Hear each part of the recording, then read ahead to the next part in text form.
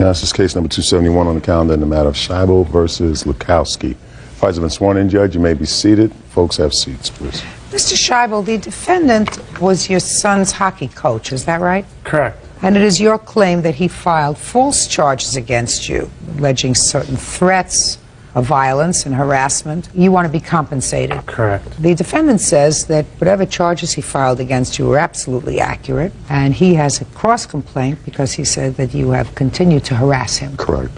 How long has your son been in a hockey league, Mr. Scheibel? It's going on probably 2 years now. And how long has the defendant been his coach? I believe this is the first year. Had they had difficulty from the beginning? It seemed like it started from I believe, the first game. Well, tell me about it. Something had happened on the bench, I'm not quite sure, and then he accused my son of saying vulgar words. And then after the game, my wife had confronted him about it. You weren't there? Yes, I was there, but I was at a different part of the ring. So this is when the trouble started. So maybe you can tell me. What happened at the first game, if you remember? Steven Scheibel on my team was in the corner of the bench making gestures like this. I asked him if he was doing okay, and he said no. I thought he was ill. Therefore, he didn't go out the next few shifts. Another young man walked off the rink onto the bench and said to Steven, "Are you okay?" I said, "No, he's sick." And he goes, "No, I'm not. F you." I turned to the other coach. I says, I was just cursed at again, which was several other times during practices as it happened. This young man cursed at you other times? Oh, yes, ma'am. This has been a constant problem with Steven Scheibel, his behavior. We as coaches have took disciplinary action by benching him. And in this particular case, I was the one that went and approached Mr. and Mrs. Scheibel outside the rink to advise them of their child's behavior. I said to Mr. and Mrs. Scheibel, I want to let you know of an incident that took place, what their son had said to me. Mrs. Scheibel then called Steven over and asked him if he said, "Did you say F you?" And Steven said, "No, Mom." So he lied? Yes, ma'am. And then... Sure you did. And then Mrs. Scheibel started yelling at me, "Don't be making things about my son." And so she's an idiot too? Yes, ma'am. Hey, before we get to any claims of false charges, let me tell you exactly where I'm coming from, so you understand. Usually, fathers who participate as coaches do so because they love the sport and they generally like children. So that I have to assume that the man standing before me is not a psychopath, and that the reason he participates in the sport is because he likes children and he likes the sport. So if somebody in authority comes over to you and says to you, "Madam, your son's got a toilet mouth," you believe him. Mm-hmm. Yes, now you're saying yeah. I did. I believed him. That's why I went and got my son. And your son said, "No, I didn't say it"? I said, "You have to apologize to this man if you said that." Stand up here. Yeah. Not if you said that. Not if you said that. How dare you open your mouth to him? Right. Because he just looked at me before and said, "I didn't say that." Right? Right. Yeah. You're a liar. I didn't say that. Yes, you did. Yes, you did. You may con her, but you don't con me, because there's no reason for him to lie. You know how many punks like you I've seen in my life who have a fresh mouth? Tens of thousands. And the majority of the ones that continue to get in trouble come from parents who don't think that they do anything wrong, who blame somebody else. There shouldn't have been a question, "Did you say it?" No, not "Did you say it?" He said it. He lied to you, he lied to me. The only thing is, I call him. Now sit down. What happened afterwards? Well, after we started taking disciplinary action against Steven regarding other incidences, one was he punched another player on our bench in the stomach, completely disruptive, which led up to having him dismissed from the team. That's when all my problems started, Your Honor. I had death threats called to my house. I've had motorcycles show up in front of my house. Mr. Scheibel continually showed up at our games at 3 different facilities using profanity, and I'm not talking just trash talk. I'm talking vulgar words in front of all the children. How many times did Mr. Scheibel show up at games where his son was not a participant? And give me the dates and the places. 13. I can go right through the dates, Your Honor, if you'd Can like. you do that, please? On August 4th. Go ahead. That's the time that Mr. Scheibel came after the other coach and I.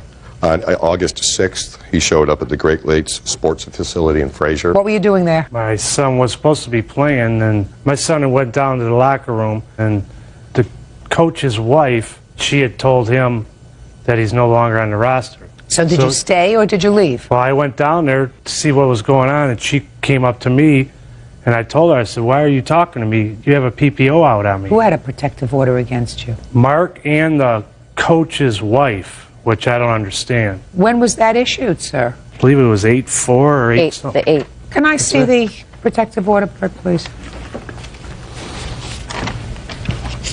All right, so now he knows that the kid's not on the team anymore. Now it's August 6th. If he ever knew Actually, Your before... Honor, he had been advised the previous evening when... Fine. I assume he knew the previous evening. He Right. came down there just to test it. But when was the next time he showed up at a On game? August 10th, he showed up at Joe Dumar's field house, a different facility that we were at. And What were that- you doing there on the 10th, sir? Was that the day, Stephen? Did he play? Did he play on that date? No, ma'am. Was he scheduled to play? No, ma'am. What were you still doing involved with this hockey team, sir? Your son was kicked off the team because of his behavior. What were you still involved for? He was still playing at this Yeah, time. he wasn't kicked off yet. He technically was not kicked off until, I think it was August 12th.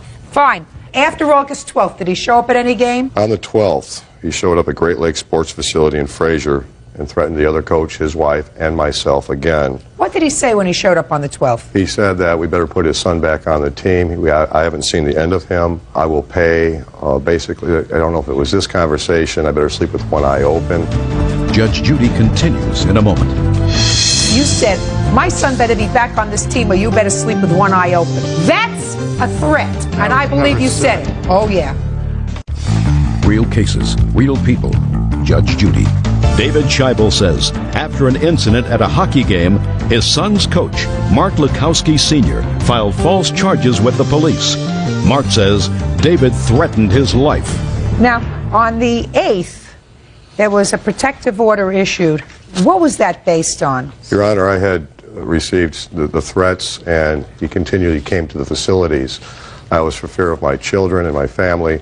Okay. I contacted an attorney. They advised me to go get a personal protection order. Was that subsequently extended at any time? No, Your Honor. They filed for motion for dismissal, and we went before the judge on August 26th. And at that case, the judge read Mr. Scheibel the Riot Act and advised him if he sees him in his courtroom one more time, he would be going straight to jail. He has the minutes. Let me see the minutes. Okay, great.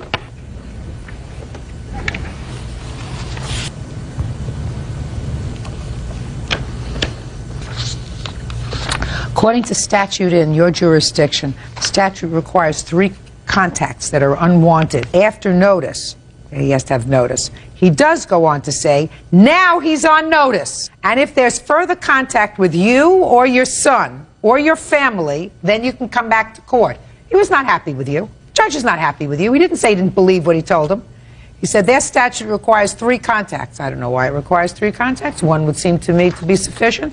However, you have no right to come in and sue him. Absolutely none. If you put him in fear because of your conduct, then there is no question that by going to the games where you didn't belong, after your son was already on notice that there were problems, and you put yourself out there, he had a right to say, I feel threatened, and I'm afraid, and go to court and seek a protective order, so that you would stay away from him.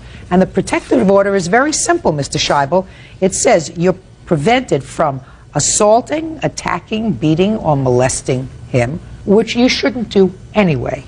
Interfering with petitioner at his employment, education, or engaging in conduct which impairs petitioner's employment or education, you can't do that anyway.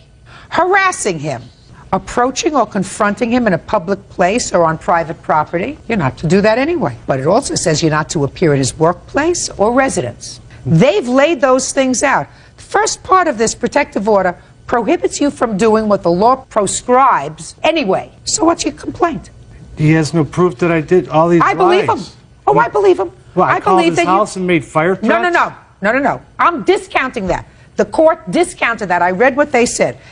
They asked him, do you have any proof that he was the one who made those threatening calls? And he said no.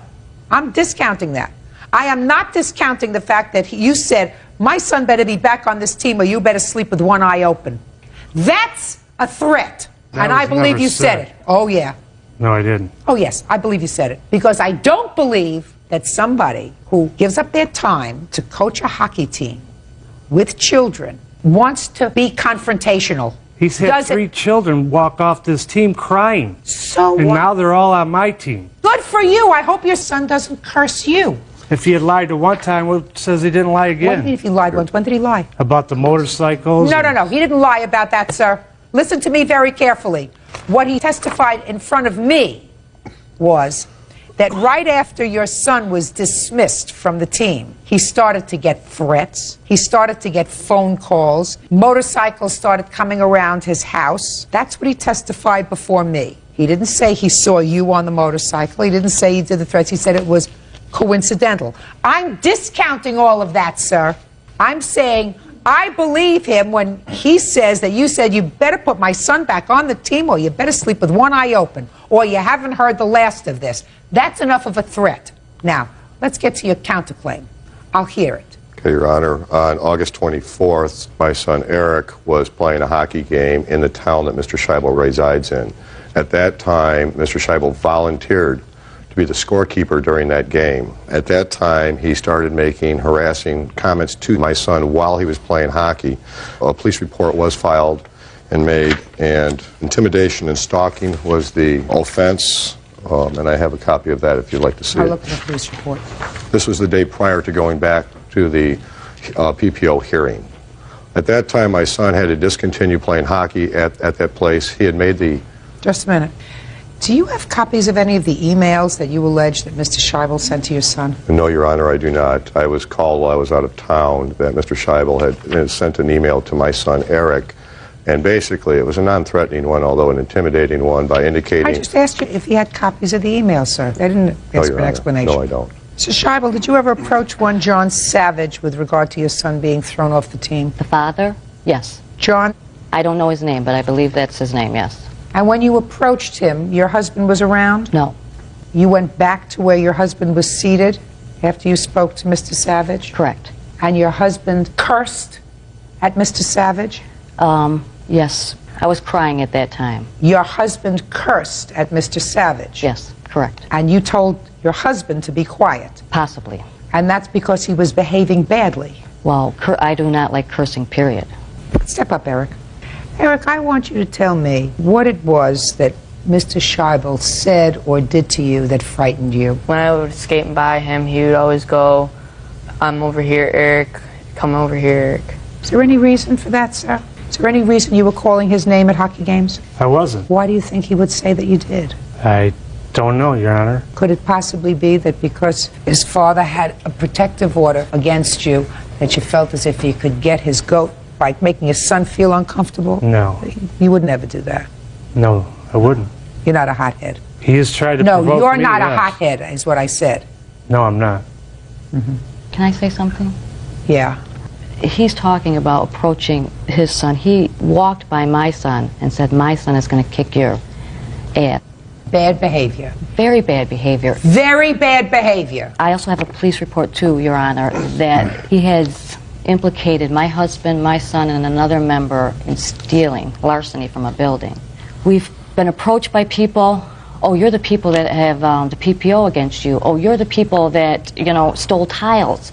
He is just spreading rumor after rumor after rumor. Well, the part about the protective order, that's not a rumor. But, that was all based on lies, too, Your No, Honor. it wasn't. Oh, no, no, no. Phone calls? Did you listen? Are you not hearing me? You said Are you were- not hearing me? You were ignoring this, correct? Are you not hearing me? I said to you, if somebody says you better sleep with one eye open or I'm going to get you, that's enough for a protective order. And I believe your husband said that to him. And I'm not interested in phone calls because he says he doesn't really know who made them. That's what he told the judge. He said, it just so happens that coincidentally, after Potty Mouth over here was dismissed from the team, he started to get all of these telephone call hang-ups. Now, it could have been your son, it could have been his friends, it could have been somebody else, it could have been your husband. Who knows? Maybe it was you. All I know is that from what I've read, stop flipping, what I've read, your husband's got a toilet mouth sufficient for you to have said to him, sit down in a public place because he cursed at another coach in front of children.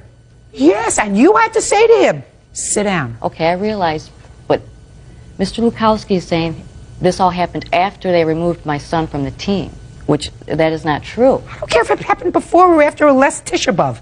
Doesn't make any difference. Your case is dismissed. Period. End of discussion. As far as you're concerned, sir, I want to know if you think that you did everything right. Yes, Your Honor, I did. I have the code of conduct that I have to sign as a coach. Don't give me code of conduct. And I don't want to have code of conduct. I'm not talking about dismissing him. I think if he opened up a mouth to you once, get rid of him. If his father's prepared to tolerate that, because that's the kind of language his father uses, that's the kind of adult he'll grow up to be. But his mother says that you said something to him. that is totally not true, Your Honor. I would never. I've coached hockey for 7 years, year-round, with 400 to 450 children under my direction and never had any problems. I'm there for the kids. There's no way I would intimidate a young man. Well, let's see who heard this. Did you hear it? No, my son. Maybe I'll believe him if he says something that's truthful. Get up here. Tell me about a conversation or a statement that your former coach said to you after you had stopped playing ball. Well, I was there to sub for another team, and I was standing there watching the other game. He looked at me and he's like, well, my son's going to kick your... Then he walked over to where his son was playing, like he was going to tell him. And what did you do when he said that to you? I just kind of stood there and went over to the locker room so I can get dressed. You mean dressed to play? Yeah. And did you play? Yeah. Did anything happen at the game? No, not really. Your Honor, I do recall this instance and situation, although what I did is my son was playing in a different league. I said to my wife, I'm going to go watch Mark kick some butt, and I walked over to the rink to watch my oldest son play. I made no reference to Stephen Scheibel. Never would. Maybe he heard it and took it as directed to I would him. never say anything like that. Maybe. Your Honor. All right, listen. Go home. Both of you. Go home. What? Well, after he kicked me off the team, a couple games during the playoffs, he let me play again. So? It means he's a nice guy. I wouldn't have let you play again. He opened up a big, fresh toilet mouth to me, and you would have been in another jurisdiction, another state. Your Honor, Just a second. That didn't require an answer. What I'm trying to get through to him is his mother may believe that he never said the words that he said to you. He learned them at home. He sees that they're commonplace. His father can say it, he can say it. There's no question his father said it because his mother said his father said it. If I asked his father would have probably denied it, just like his son did.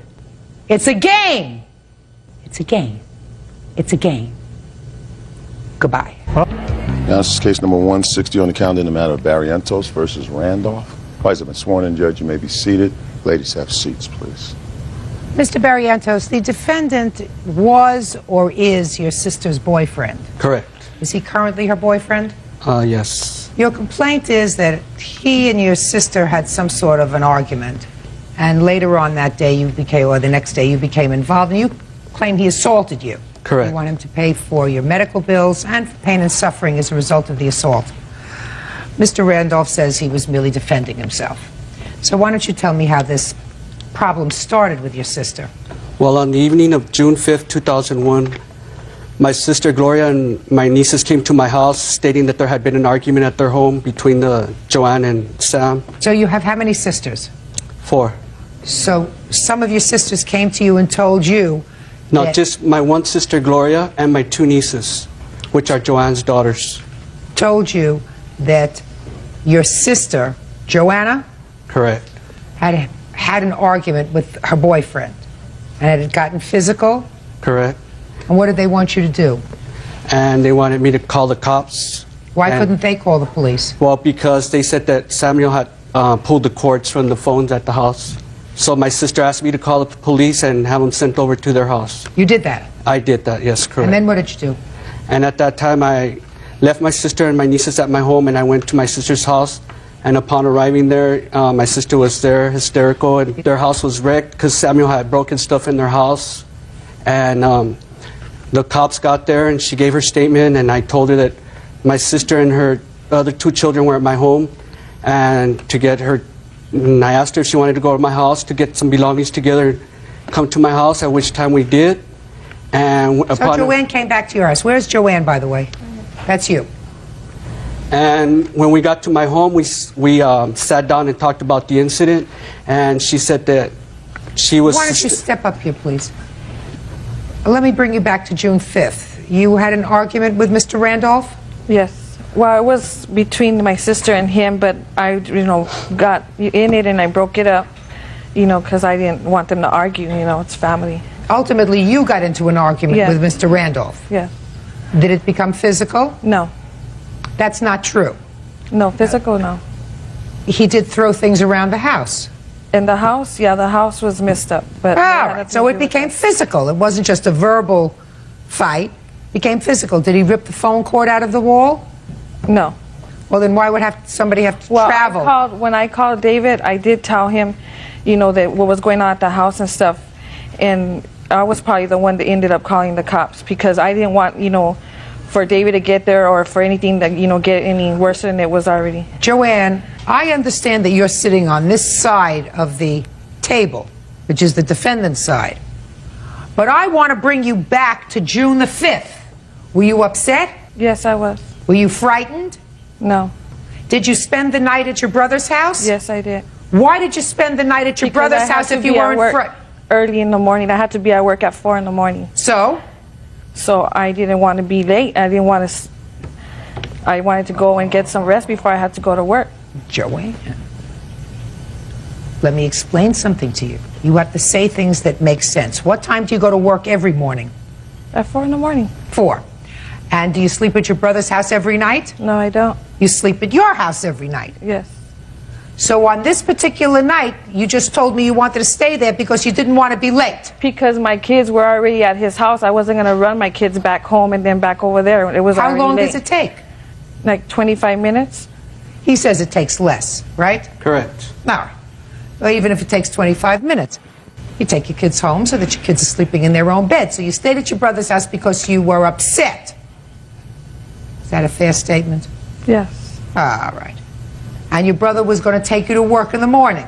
Yes. Did you have your own car? Yes, I did. Where was your car? Gloria took it to go to the house. So your car was at your brother's house? Yes, it was. And yet your brother took you to work the next day, which is when this incident happened. Yes. Why did your brother take you to work the next day instead of you driving yourself? Because I was going to lend Gloria the car, that's why. Is that why? Yes. Why did you take her to work? Because she had the kids to go to school. Why did you take her to work? Because she said she was afraid of Samuel because he had threatened her, and we locked her vehicle in my garage, Your Honor.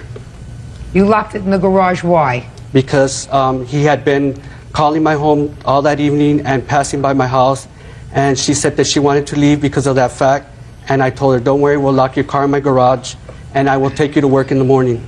Fine. And is that what you did? Yes, ma'am. What happened when you got there? Upon arriving at Sam's Club, we saw his vehicle parked there, and Joanne got, started You were at getting hysterical. the place 4 o'clock in the morning? Yes, I was. What were you doing there 4 o'clock in the morning? I figured I'd go there earlier to try and resolve, even see why she left, because the argument wasn't even between me and her. She left, so you went there at 4 o'clock in the morning. To talk to her to see why she was so caught up. And what happened when you got there? Well, when we got there, Joanne got off her car and she ran into her job, and Just a minute. When you got there, did you all see his car? Yes, ma'am, we did. She didn't go up to his car. No, she did not. Is that right? Yes. Why didn't you go up to his car? Because I was going to work. I wasn't. You mean you didn't? I had 5 minutes to get in there, and I was not about to go and talk in the parking lot when my Not manager even was to say waiting for me hello. Not even to say hello. No, my manager's waiting for me at the door to go in. He closes the door after I get in. All right, stop. You think I believe you? Do you think I believe you? Think anybody believes the story that you're giving me? You went into the place because you were at that moment afraid of him and didn't want any confrontation with him. That's why you ran into your place of business. Go ahead. And after that, she ran into her job, and I went over to the car and I approached Samuel. You went over to his car? Yes, I did. Mr. Barrientos, that's your first mistake. But let's take it from there. Okay, Getting sir. out of your car and going over to his car was your first mistake. What happened when you got over to his car? When I got to his car, I was telling him that why was he there stalking my sister and waiting for her at 4 o'clock in the morning, and why does he continue to bother my family? Why can't he just leave my family alone? And he said that he was not going to leave my sister alone, that it was his fiancée. And I said, no, she's not your fiancée. He said, yes, she is. And he continued arguing, and we continued arguing about the incident. I told him, look, Samuel, I told him, I'm tired of all the abuse you've been giving my sister. I mean, I've never gotten involved with you guys before, but this has gone too far, and I'm just tired, and why don't you just move on and leave them alone? And he stated that he was not going to leave them alone, and that he had a gun in the car, and that he had a gun in the car, which he was going to shoot me and my sister. And at that time, I gave my sister my cell phone to call 911. And when I turned over, he punched me. He got me by my shirt, and he slapped me into the corner edge of his door, at which time I dazed out, and he continued hitting me and threw me on the floor. He just continued hitting me on the floor. My sister came on. She yelled that she had called 911, at which time he got up and got in his car and left. Judge Judy continues in a moment. I grabbed him by his shirt, I threw him against the car, he falls to the ground, and that's when the fight broke out. Did you drive by his house at all that night? No, I did not. Yes, you did. Real cases, real people. Judge Judy. David Barrientos says his sister's boyfriend, Samuel Randolph, assaulted him in a fit of rage. David says Samuel was stalking his sister. What kind of injuries did you sustain? I sustained an abrasion on my left cheek and on my knees and bruises on my shoulder. Do you have any medical reports or photographs? Yes, I do. I'd like to see them, please.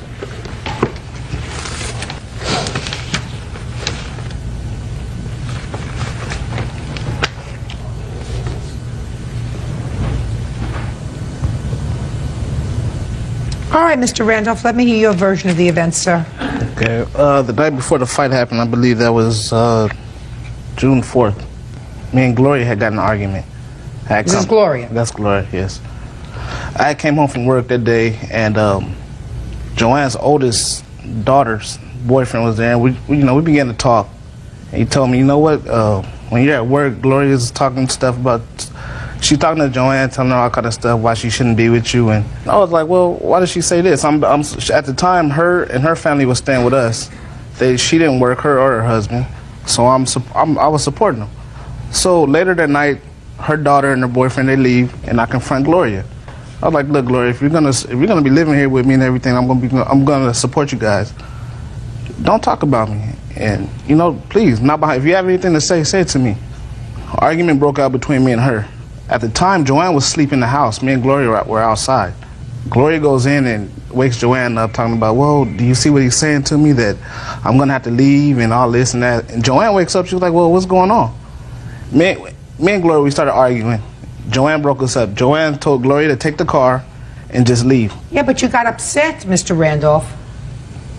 You were throwing things around the house?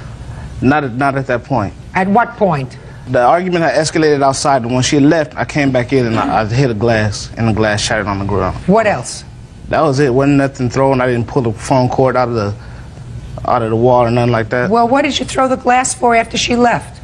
I just ran. I was upset. I went in and I hit the glass. Just a stupid part of them. Hit what glass? It was a big glass mirror. What did you break it with? My fist. Go ahead. Me and Joanne started talking about the incident. I guess talking or arguing? Talking at the time. I was kind of ready. She was trying to calm me down. I was the one upset. You were very upset. Oh yeah, I was. After the police arrived, that's when David came back to the house. They asked Joanne, well, did she have anywhere to go for the night? And she said, yeah, I can go with my brother. So she went to her brother's house. I went to my mother's house. Just a minute, but you started calling the house. My mother called the house to speak to Joanne to see what was going on. At the time, David told her, don't effing call here no more. Okay, so we didn't call no more. You didn't call? No, I did not call. Go ahead. So the night went on. I went up. I left the house possibly about 3:15. Meet her up there about 3:30. At the time, she hadn't arrived yet. I stepped outside of my car and I seen her brother and Gloria pull up, and Joanne walks inside of her job, and she. Did you call after her? Yeah, I called her name out. And what did she do when you called her name out? She turned around and looked at me, and she walked right in the door. So I get back in my car and get ready to leave, and David approaches me. He gets out the car, yells at me, why in the F are you still messing with my family, this and that. And I look at him and like, look, this is getting out of hand. This has nothing to do with you. So I turned around and get back in the car. When did you get out of the car? You didn't tell me you got out of the car. When he approached me. He approached you. You were still in your car. Yeah, when he started, I thought he was just coming over to talk to me, so I got out the car. As soon as I got out the car, he started yelling at me. All right, so he's yelling. Go ahead. I go around to open my car door. He pushes me in the car, and then he slams the door on my leg. Did you have injuries? I had a little abrasion on my right knee. Let me see. The police report states that the officer seen that. I don't have no pictures or anything. Let me see the police report.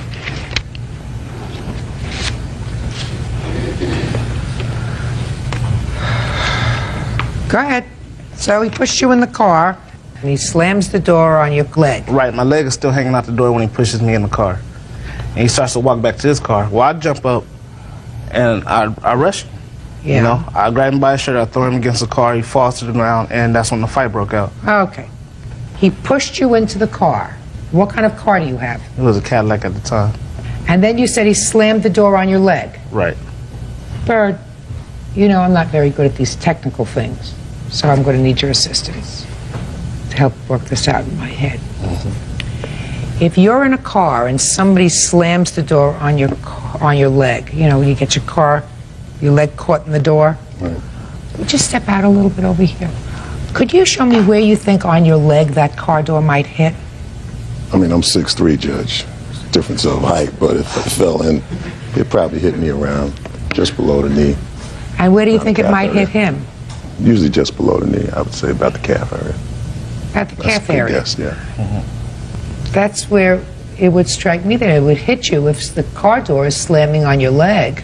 I don't know I don't know the exact time that I got cut, whether it was when he pushed me into the car or when we started fighting.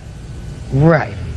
So there wasn't an injury as a result of this door slamming on your leg, because the only indication here is that you had an abrasion to your right knee. Right. Now, if you're going into a car, it's your left side that's out of the car, not your right side. I guess the abrasion happened when we were fighting then. Then I guess it did. So you had no injury as a result of this alleged pushing into the car, right? Right. But he had some pretty serious injuries, sir. I tried to walk away from the incident, yeah. No, sir. You went there at 4 o'clock in the morning for a reason. Did you expect her brother to be there when she... No, I did not. Right.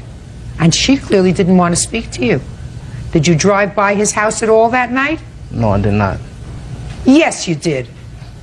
Why didn't you stay in your house that night? I know, I just went to my mother's house that night. Right. So you were in your car. Because you could have stayed at your house. She wasn't there. You went to your mother's house and took a quick drive-by around his house before you got to your mother's house. So you were mad. And at 3:30 or 3:45 in the morning is not the time to have a discussion with her when she's going to work. You know that. Mr. Barrientos. I also have one more thing to state. Go ahead. On that same week of this incident, my sister stated that she didn't want nothing to do with Samuel no more. And that same 2 days later, we went and I rented a truck. We took all her stuff out. We put it in storage. Some of it is stored in my garage. And she moved in with me, and she continued to live with me for the next 6 months. Really? Until they got back together. Joanne, how come you didn't tell me that? I thought you just went to your brother's house so that you wouldn't be late for work the next day. That was true. That's what you were asking me. That's why I answered you that. So, and you decided to live there for 6 months? Hama? Yes. Let me give you a piece of advice, sir. Never get mixed up with somebody else's domestic situation. You see how they made up? They're like lovebirds again. Right.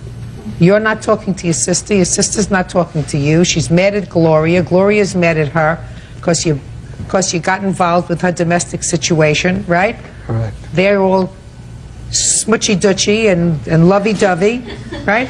And now the family is estranged all because you try to do the right thing. However, the wrong thing is to stick your nose in somebody else's business. It was the wrong thing for you to get out of your car and go over to Mr. Randolph that morning. You drop your sister off and you leave. That doesn't mean that you're entitled to be assaulted. Correct. And I believe that you were. Mr. Randolph, you got to watch your temper, sir. How long are you back together again? It's been about a year. And how long have you been together, all told? 3 years. How many times have you had the police out to your house? 3 times, about 3. Why? My temper. Your temper. Yeah. Has anybody ever said to you that you should at least try anger management? Yes. Is there any reason why you haven't availed yourself of an anger management program? No, not really. Were you drinking at the time of this incident? I had a beer earlier in the day. So it's not alcohol related. No. It's temper related. You got to learn how to take care of that, sir, because you're going to end up hurting somebody else, or you'll end up having a heart attack and dying yourself. Neither one are very smart. In any event, on this case, judgment for the plaintiff in the amount of $2,500. Thank you. It's case number 106 on the calendar in the matter of Ward versus Price. Ward. Price has been sworn in, Judge. You may be seated. Mrs. Ward, the defendant is your son, and the co-defendant is his fiancée or girlfriend. Correct. You have children together, Yes, ma'am. Not together. I have a son and she has a daughter. but they live with you. Yes, ma'am. I've read your complaint very carefully, Mrs. Ward. This is your husband? Yes, ma'am. According to your complaint, you claim that your son assaulted you in his home and that his fiancée was present, and while there is no claim that she assaulted you, she did nothing to prevent it. Correct. I don't know why you're standing up as a plaintiff, just to give moral support to your wife, sir? Well, not only moral support, but I was there also because I wanted to stop the situation with my You boy. were there on the evening of this alleged Yes, I assault was. with your wife? Yes, I was. Why were you and your wife at your son's home? Okay, my wife had called my son up. She wanted to talk to him. This is through a prior conversation she'd been trying to deal with him for a while.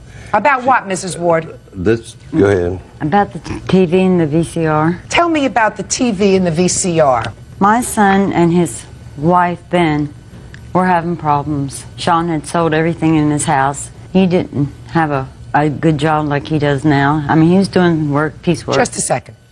I read your complaint very carefully. Let me see if I can make this, because this is just a background to the story. Okay. Your son came to live with you for a while. Yes, ma'am. He was supposed to pay you rent, $50 a week. Right. He didn't pay you the rent. No, Exactly. ma'am. I did pay. Okay. You claimed he didn't pay you the rent. And you said, when you move, you'll leave me the TV and the VCR for the rent.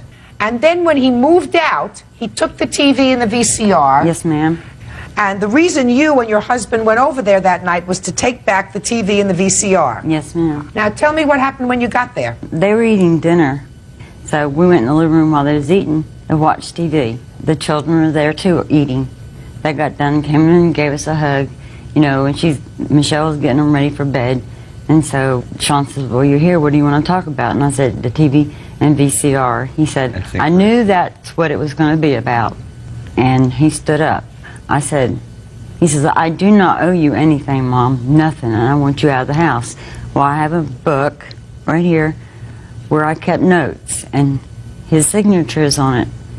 And I said, son, I have proof. I opened the book, and that's when he stood up and got very angry at me, and told me to, I don't know the words he said, He to said, get out. Get out of the house. And actually, I didn't really believe him. I meant,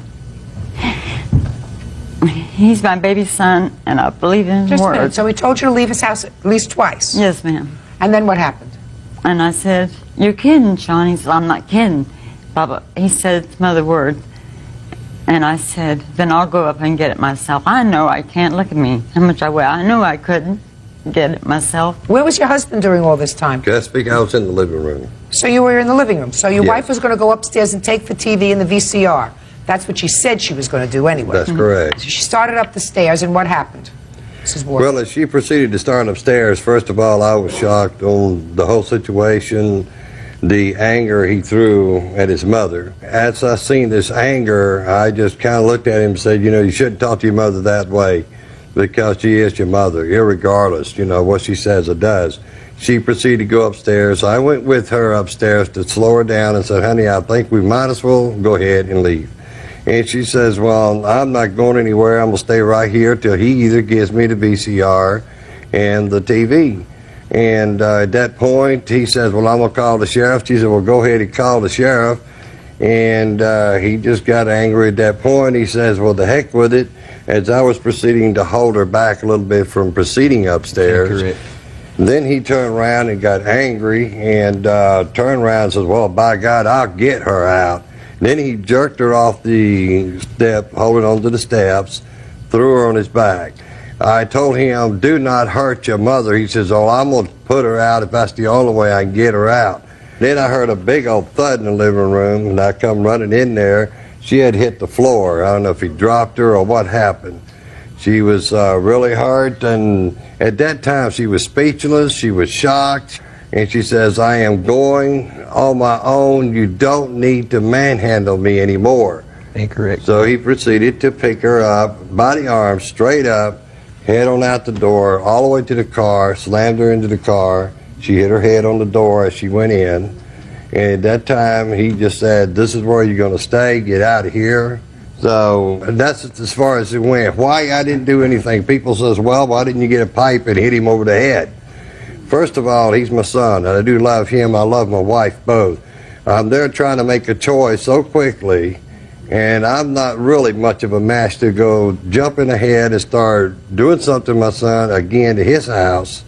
So there's a lot of thoughts had to go through my head. And Was your wife drinking that day? No, she was not. She had anything to drink of an alcoholic nature? Just No, make sure. She doesn't. She don't drink. She might drink a little something. It wasn't alcohol. that Okay, had so anything to do with this was not alcohol related. She was in total control of her senses It was drug when she induced. came to your house. Is that right? Drug-induced, not alcohol. Judge Judy continues in a moment. That was part of the deal. Deal, Schmiel, listen to me. I gave him a place to live, Your Honor. Big deal. He's your child. And later today, The relationship was quite expensive. He gave me a promise ring. She was constantly asking for money. He promised to marry me. I felt that I was being taken advantage of, literally. real cases, real people. Judge Judy. Donna Ward says her son, Sean Ward, assaulted her while she was visiting his home. Sean says his mother was belligerent and refused to leave. You take prescription medication? Yes, ma'am, I do. Now, you have photographs of your injuries? Yes, ma'am. I'd like to see them.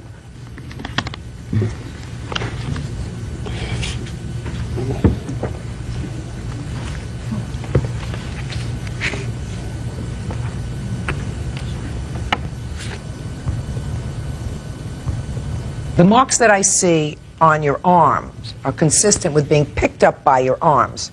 Yes, ma'am. That was your injury. Yes, ma'am. Now, I'm going to let you tell me your side of the story, Mr. Ward. Okay. Okay. First of all, the case is dismissed for all purposes against Miss Price because she did not participate in this, Correct. other than to stand by and do nothing, which is the same thing you did, Mr. Ward. She's not even married to him. You're married to her. Why would you sue Miss Price? Because I felt like, just like he did, tried to get Sean to calm down. I was hoping that maybe she... Your husband didn't come to your defense. Why would a stranger? Not for me, for her husband. I thought maybe she would ask Sean to stop. I mean... That's all. She's not a party to this case. Okay. So, tell me your version of the events. Your mother came to get... Yes, your mother ma'am. came? My mother came to the house.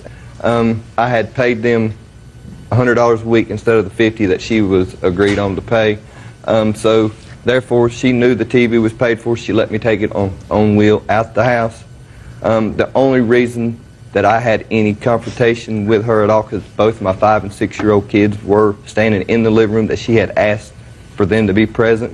I thought maybe she had a health problem that she was getting ready to tell us about.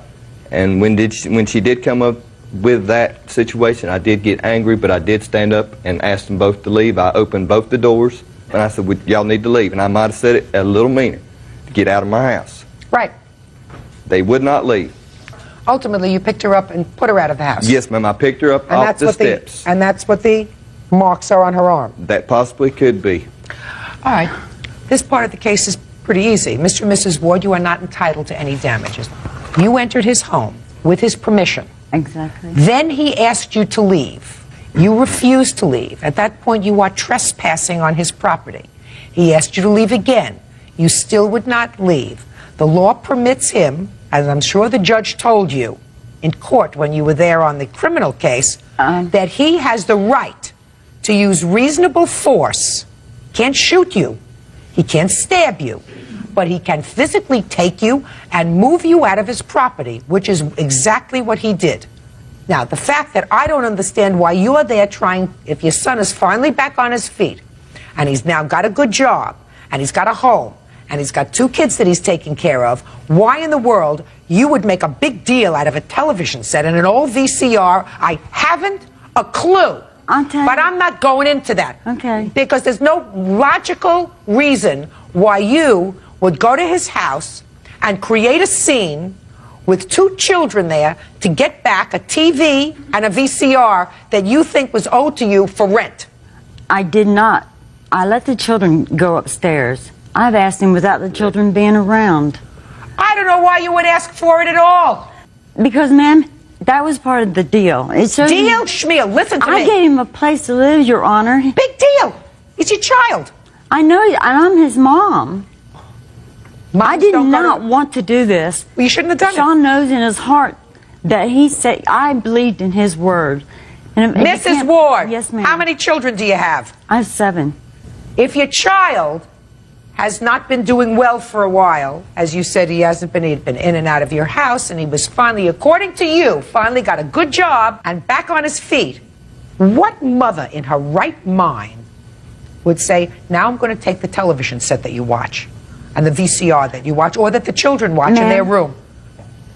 There's no excuse. You could talk from today till tomorrow. I have children. I know. And for $250, you went to the house to make a scene? No, ma'am, I did not intend to make any kind of Of course scene. you did.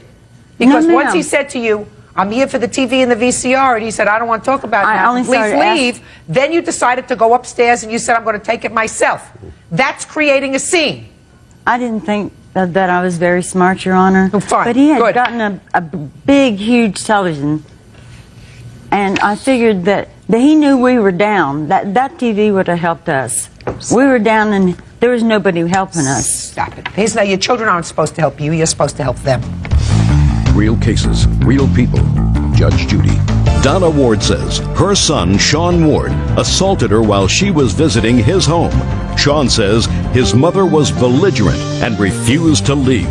You were arrested for assault, Yes, ma'am. and those charges were dismissed. Yes, ma'am. And I assume that they were dismissed, Mr. Ward, because they ultimately determined that you had the legal right to put your mother off the property. Correct on Is her that own right? testimony. I didn't even have to testify. Right. You can't sue her. Right. Here, you can't sue her. Correct. The district attorney determined that there was sufficient evidence to go to trial with because your mother had your fingerprint marks on her arms. Correct. Why she proceeded that far, I don't know, but she did. So you have no right to sue her for false arrest because you did, in fact, put your hands on her. You weren't in fear of your life from your mother. No, You weren't in fear of life, and certainly not from No, your ma'am. father because he didn't do anything. No, ma'am. I intended no harm, and due respect to you and her, I do love my mother. Only thing I have here is the bills that I had to pay, my lawyer bills, You and shouldn't have put your hands on your mother. and then been out. You shouldn't have put You're your- absolutely You correct, shouldn't ma'am. have put But your hands I on was your mother. looking Pay your forward- own bills. I was looking forward Case to is my dismissed. kids. That's all. Parties are excused. You may step out. I have always believed in his word, and if you can't stand by your word, what else do you have? He's upset with the fact that he's fighting with his mother, which no person wants to be, and I just wish it would all be over with. I would like us to be a family. I don't know if that's possible. What I wanted was just my name to be cleared, and that happened. So I'm very happy about it. And now the next case. All parties in the matter of Brown versus Valero. Step forward, please. Home health care provider Greg Brown is suing his ex-fiancée, insurance claims assistant Christina Valero, for an unpaid loan. Christina says Greg forgave the loan when they began dating. Mr. Brown, you claim a loan to the defendant. Yes, ma'am. When she was in some financial difficulty. Yes, ma'am. The loan was for rent. The loan was for, I think, $2,300. Yes, ma'am. You were paid back $200 from a relative of hers. Yes, ma'am. With an outstanding balance of $2,100. Yes, ma'am. However, she says that you forgave that loan after you started dating. Is that what your defense is? Yes, Your Honor. Okay. When did you meet her, Mr. Brown? Early September. Of what year? 2001, ma'am. And when did you make this loan for the rent, and under what circumstances? She came to me, she gave me a phone call and said that she was going to be thrown out of her apartment. I gave her the loan under the conditions that she would sign an IOU and pay me back. Can I see it, please? I assume that's the piece of paper you have. Yes, ma'am. Your Honor, I typed that letter, and I wasn't speaking to you. Sorry. Go ahead. Well, as we persisted on our friendship, grew into a relationship, the relationship was quite expensive. She was constantly asking for money. $100 here, $100 there. I felt that I was being taken advantage of, literally. So she had told me that she was going to a dinner party with her company in Santa Rosa, and she was supposed to come back that night. When was that, sir? That was September 28th, I believe. Still during the month of September? Yes, yes. She refused to come back because she said she fell asleep in her car and was there all night. Well, I'm not exactly a fool, so I figured that she was doing something she wasn't supposed to do. At that time, I figured her irresponsibility to the relationship was not what I was looking for, so I dismissed it. So you terminated the relationship? Yes, I did. Okay, and you asked her back for the money? Yes, I did. Okay, I'll hear from you, Miss Valero. We started as friends, and I was in a financial difficulty at that time, and he offered that he would help us. Who's us? My daughter, my sister-in-law here, my son. Go ahead. I even typed a promissory note thinking that I would, I would really pay him. And then he said, we went out to dinner and he said he's interested in me.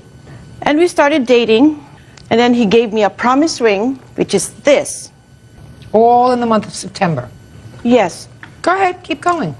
And then on my birthday, he gave me this. When's your birthday?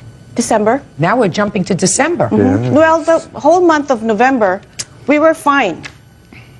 Then we broke up for maybe 2-3 weeks because of that incident that I went out with my friends. Could you get to your defense, please? I'm really anxious. He promised to marry me. He asked me to marry him. Yes. When did he ask you to marry him? Like November. And what did you say? And I said, okay, we'll, if our relationship is going good, I'm waiting for the defense. Please. Finally, all of a sudden, he told me that his mother died. I tried calling him and calling him. I'm getting weak. Would you tell me what your defense is, madam? There is no defense. He disappeared on me. Yes. And he told me that when we're together, the loan is gone. He said if the relationship gets that deeper, you don't have to pay me back the money. Yes. So it didn't get that deep. So you have to pay him back the money. What is so hard to understand? Yes, Your Honor, it got deeper because we tried looking for a house and we were talking about marriage. So? He even put away an engagement ring for me. It sounds like he was a very nice man. He's not asking you for the jewelry back. He is. No, he isn't. Not in this lawsuit. Yes, he told my sister-in-law here. He's not asking for it. Listen, this is his one shot at a lawsuit. He's not asking for the jewelry back. He knows that was a gift. That's right. He knows he can't get the jewelry back. Jewelry that looks very nice on you and I'm sure you enjoy wearing. This was a loan. And if he forgave the loan, what you do is you say, if you forgive the loan, Greg, if you forgive the loan, could I have the IOU back that I signed and I typed, and I'd like to rip it up. We'll have a ripping up IOU party. That's what you do when he forgives the loan. Meanwhile, you have to pay him back his money. Stop being a gold digger and a taker. Judgment for the plaintiff in the amount of $2,100. That's all. Mamie Carter says her son's former friend, Michael Powell, damaged her home while she was on vacation. Mamie claims Michael threw parties the entire time she was gone. Miss Carter, you hired the defendant to sit while you and your son went on a vacation. And according to your complaint, you came back and found your house trashed, some alcohol missing, and the place generally a disaster. How old are you, Mr. Powell? I am 27 years old currently. And what do you do for a living, sir? Currently, I'm a waiter, and what were you doing when you were engaged by Miss Carter? Full-time college student, Your Honor. Full-time college student at age 27? I'm on the 10-year plan. Where were you living? I was living... Why are you gazing up at the stars? I'm sorry. These are not hard questions, Mr. I'm sorry, Powell. Your Honor. These are not hard questions, sir. I'm sorry. I live Where were you living at the time that you were retained by Miss Carter and you were a full-time college student on the 10-year plan? I live in a duplex near downtown San Antonio. With whom? With a roommate of mine. And who supports you? It's not an answer. The state. How does the state support you? Student loans, Your Honor. You've been getting 10 years worth of student loans? No. That's why I've been in it for so long, because I've been working as well as going to school at certain points in time. So that's why I'm 27 and still in college. How many credits do you have? So well, you don't mind if I go through this with him, do you? This no. is Have a good time. fascinating. I'm going to have a good time. You know. Sometimes the job demands you have a good time. Sometimes. I'm a little bit indecisive, Your Honor, so I've changed my major quite a few times, so probably I've accrued close to 160 hours in school. What do you want to be when you grow up, Mr. Powell? Where does your family live, Mr. Powell? They live in San Antonio, Texas. Is that where you come from? Yes, born and raised. Are you friendly with your parents? Yes, very much so. Did they give you money? When times are rough, yes. Well, if you're 27 years old and unemployed, so couldn't get rougher than that. I'm a waiter, Your Honor. I'm a waiter. Full-time waiter or a part-time waiter? I'm going to find out where you're a full-time waiter, if you are a full-time waiter. No, I'm not a full-time waiter, Your Honor. All right, so a part-time waiter 30 doesn't hours a support a duplex, Mr. Powell. It's cheap rent. Didn't think that this would happen to you, did you? All right, enough. Miss Carter, which one of these two gentlemen is your son? He is the one in that one, in the suit. In the suit. And they were friends? Yes, they were friends since 1997. All right. Stand up for a second. Your name? Curtis Carter? Curtis, where do you live? With your mother? No, I have my own residence in San Antonio. Perfect. Who supports the residence? I do. What do you do for a living? I'm an investment broker. Very nice. Did you buy that suit all by yourself? She helped me out. Who paid for it? Gosh, my mother did. Oy. What? Gosh. Ouch. Gosh. My mother did. Do you make a living? Yes. Okay. And you've known Mr. Powell for about 10 years? Approximately. Where do you know him from? We went to high school together, and we have all kinds of friends in common.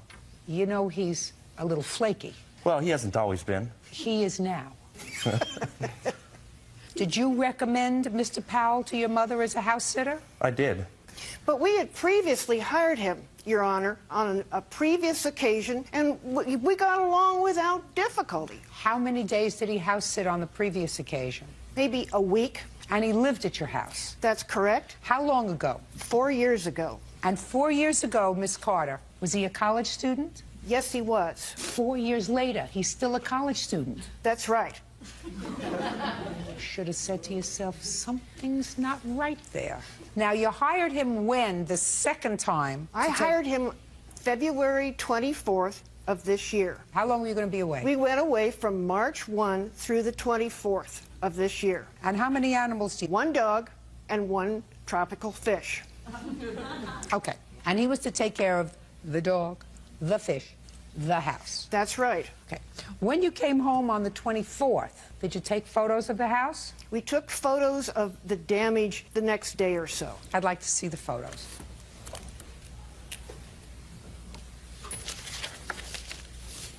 Are you an otherwise neat person? Not particularly.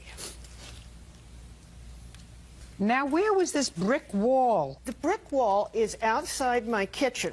Somehow, it was knocked into the driveway. A 4-foot section of it was knocked in. Your Honor.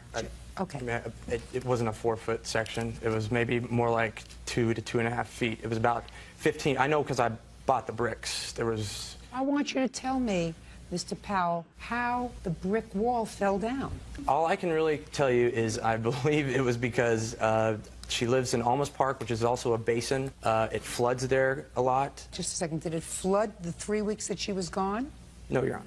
And we are not in the floodplain. You have to give him a chance, Miss Carter. Don't interrupt him. Either way, Were you leaning against it? I was leaning against it, indeed. You were leaning yes. against it when it fell over? When it started to tremor, and then, boom, fell down about close to 15 feet into the driveway. But I also have leaned against it. I told you, don't interrupt him. So you were leaning against the brick wall and it fell over into the driveway? Indeed. And you tried to fix it? Indeed. Indeed, I did. Did you fix it? To the best of my ability, I had my friend over here, Jason, and his brother-in-law, who does construction and mason work. 27 years. Helped to put the brick wall back together again. And I even planted flowers in the flower pots because I felt bad about the whole situation. So. On what date, Mr. Powell, did the brick wall fall down? Well, I'm basing this on the plaintiff's statement. She said, I don't want you. Well, the plaintiff is in Africa, on the plains. Okay. You are on her brick wall. Okay. So you tell me what date. Let's go back a second, Okay. Mr. Powell. You're 27 years old. Yes, Your Honor. You're a 10-year veteran of college. Yes, Your Honor. How many brick walls in your life have fallen down when you were leaning against them? None since that one, Your Honor. Before this one? Any before? No. So that would be an event that you would remember. Now, Indeed. on what date did the brick wall fall down? February the 27th. That would be before she left. Oh, I thought she said she left the February the 25th. See, this is the problem here, Your Honor. It's been so long since the whole incident has occurred. I really don't, dates are kind of a problem for me to recollect at the time. Life is a problem for you, Mr. Powell. Now, when did you have the first social gathering at her house? Well, I had a few social gatherings. They were spread out, you know. She said I could have a few people over, several people over. She said there wasn't a problem with that. So I did have friends over. That's not true. Don't do it again. Otherwise, I'll say goodbye to you. And you don't want that to happen. No, I don't. How many times did you have social gatherings in the 3 weeks that you were house sitting? 3 weeks I was house sitting, probably 6, 7 times. And give me a range of number of people that you had at the house when you had these social gatherings. The most at one time would be 5, including myself. Were you always inside or did you go outside? We went outside. When you went outside, what did you do outside? Smoke cigarettes. How many bottles of Miss Carter's alcohol did you consume? I believe her statement was 2 bottles of wine. If you don't know, say, I don't know, I don't remember, or I drank 2 bottles. 2 bottles of wine. And a little bit of Chivas Regal that she had there. Not the whole bottle, Now, which she claims. The alcohol was in the bar? It's actually in the kitchen. It's in a little drawer. A bottle of Chivas Regal doesn't fit in a little drawer. Well, there's plenty of cabinets in her kitchen. So it's in a cabinet, not a little drawer. A cabinet. Did she have food in her refrigerator? She had a little bit of food in her refrigerator. She also had a pantry that was well stocked with soups and the like. Did you partake? Yes, because that was part of the plan. She offered to let me eat and drink, so I did. I didn't have a lot of money at the time. Were you supposed to get paid for watching the house? Yes. I believe the agreement was $10 a day for 25 days, and I was supposed to receive $250, which I never received. I mean, she wouldn't answer back my phone calls after the first day, so I had to get an attorney. Because through my circle of friends... You got an attorney? Yeah, because I heard... Well, you hired an attorney? Yes, because we share... Kurt and I share... Her son share the same friends. And so you hear a lot of rumors and hearsay, and I was hearing she was bringing detectives into the house and doing all this, meticulous research, and I felt like my best bet would be to get an attorney. How much did you pay the attorney? $150 to send her a letter. What you're telling me, sir, is you paid an attorney $150 to get you $250. Also, just to communicate, because she was not, at that point in time, was not communicating with me. So I could not... Just answer my question. You paid an attorney $150 to send her a letter to get your pay of $250. Also to say that if there's any kind of damage as far as the brick wall is concerned, if it was a problem, me drinking the bottles of wine, no big deal. Take it out of the $250. But then when I serve the papers, I see this long list of these. How did the banister, this wooden banister, get broken? Which was broken when I got there. Shh. The wooden banister was broken when you got there? Yes. Split in 2? It was split in 2. Is that right? Yes, it was split in 2, but it was not split in 2 prior to my leaving on the trip. No, just a second. That's what I'm saying to you.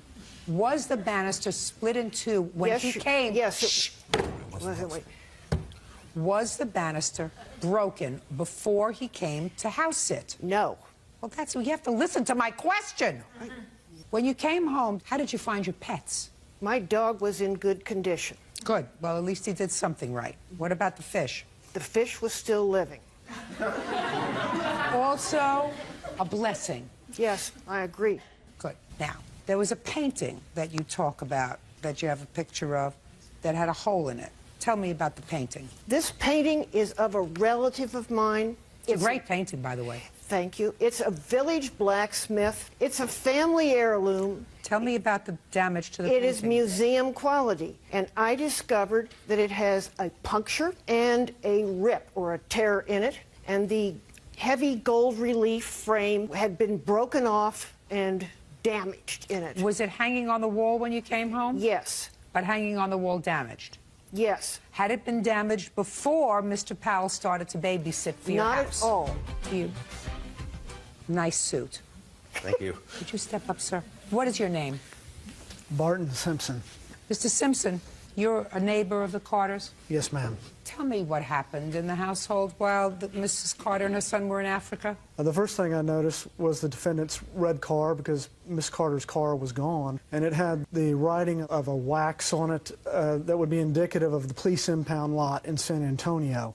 As time went by, the flowers started dying on the terrace and trash started piling up on the terrace. And then as more time went on, I started seeing Miss Carter's treasured dog running around the neighborhood. So I started making an effort to catch the dog and bring it back to the backyard. On the third occasion... You mean the third occasion that the dog was... The third occasion that the dog was running around the neighborhood, I took the dog home to find that the terrace door was wide open. Okay. Did you go inside? I looked in the door, I knocked on the door, I yelled for somebody inside. When I looked in the door, I noticed the back door was also wide open. So I walked in the house to release the dog into the house. I walked in to close the back door. The first thing I noticed was it looked like there had been an ongoing fraternity party in the house. There were electric guitars up on the couch, the tables were covered with booze, the ashtrays were overflowing with cigarettes and what looked like to me the burnt ends of reefer cigarettes in the ashtrays. It looked like there had been an ongoing mosh pit fraternity party, and there was a cat in the house and dog feces on the floor. Thank you, sir. He came by once to tell me that the dog was wandering around the neighborhood, and I didn't know who he was because I had never met him. Mr. Powell, let me tell you that Mr. Simpson just related to me something that I believe, that he went into the house when you were not at home to return the dog to the house. You were not there. He described the inside of the house. That's all I want you to address, sir. The inside of the house. Yes. And I want you to bear in mind that I believe him. Okay, I understand that. Well, when he came over to the house, if he saw beer cans, there were probably some beer cans. But that doesn't mean I drank her liquor or drank all this wine. I mean, there wasn't wine bottles. There was just empty beer cans, which I picked up, threw away, And what about the dog feces that were there? Did you clean up? That I cannot, no. There were no dog feces. This no. I want you to bear in mind. I want you to bear in mind that I believe him. Okay. So if you didn't clean it up, it was there when she arrived home. No, Your Honor. It was not there. Well, then somebody cleaned it up. I cleaned it up. If anything happened... Oh, just a second. Well, you just said you didn't. I was saying that I didn't his testimony is I don't agree with his testimony, even though you do. Listen to me. I don't care whether you do or not. The dog's 14 years old. I'm telling you that I believe him. So if the dog messed in the house and you didn't clean it up, which is what you said at first, that means that she found it when she came home, unless you had Cinderella come and take care of the house at some point. Your Honor, I took grounds to try to repair her brick wall. I tried to do as much cleaning as I could with the time that I had. Like she says, she's not exactly the most cleanest person in the first place. The house is very messy to begin with. Who smokes? Do you? I smoke cigarettes, yes I do. Do you, Miss Carter? No, Your Honor. Who else lives in the house with you? No one. Cigarette ashtrays were brought from outside into the inside. Oh, that's why. So unusual. People usually do just the opposite.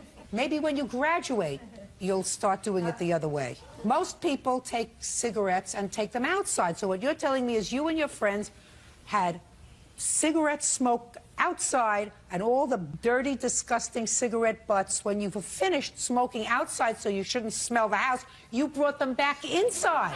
They were cleaned and gathered in a pile, Your Honor. No, just, you mean the cigarette butts were cleaned and gathered in a let's call pile? it an organized mess. Put everything together, throw it away, put it into the trash can, and take it out. No, but it for the hadn't been garbage. thrown away, sir, because he came and he found it there.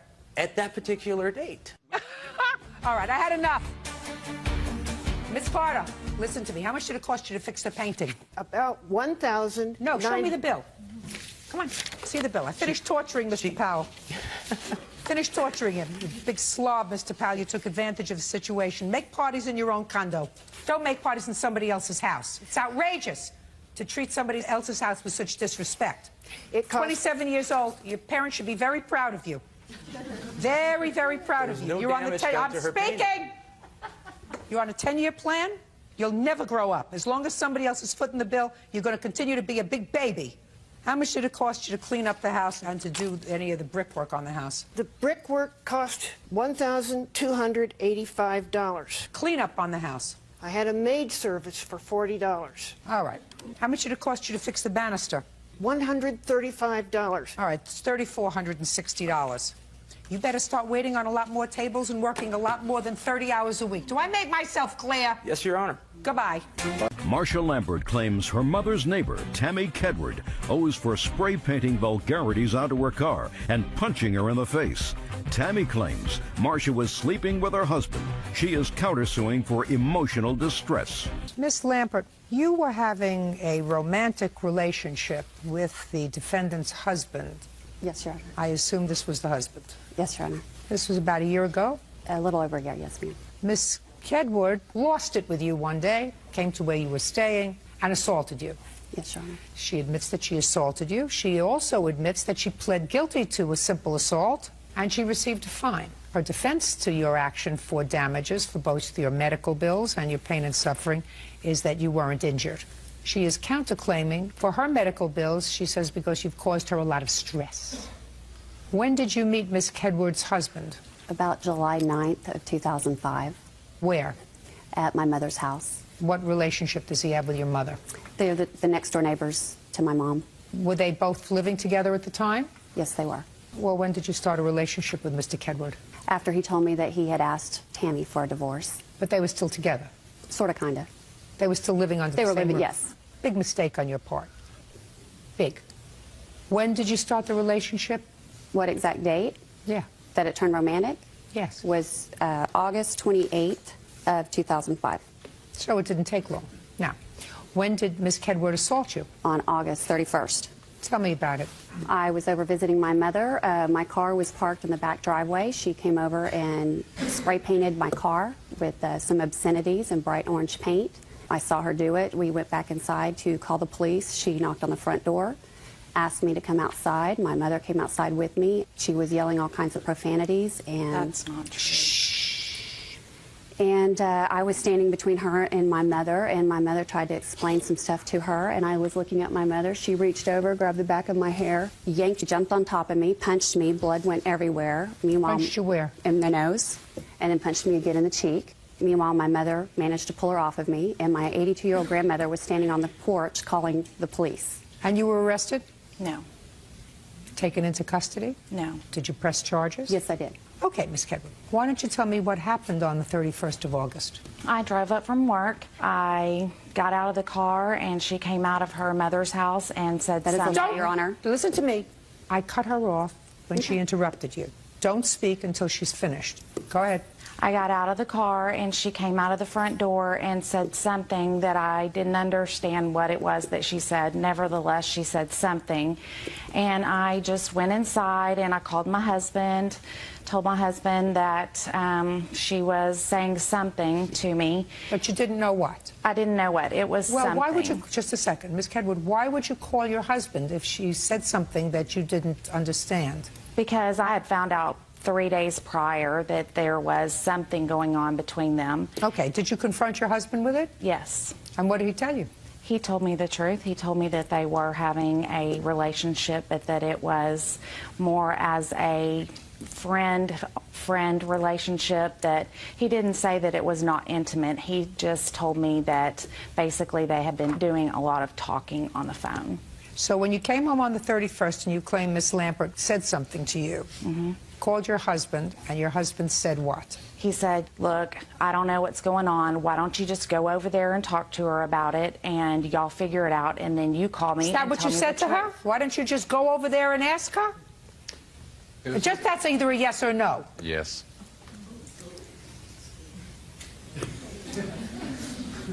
That was the first time that I ever thought of going over there. So your cheating husband tells you to go over to the woman's house and to talk it out with her. Yes. And you'd listen to him.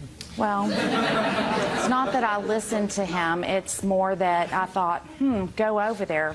Sounds like a great idea. Why don't I just go over there and find out exactly what she said? And it was probably not the greatest decision in the world. But Well, first thing that you happened. did, you went over and you sprayed her car, because that you paid for, right? Yes. Okay, so you painted her car before you went to ask her. Correct. What she had said that you didn't hear.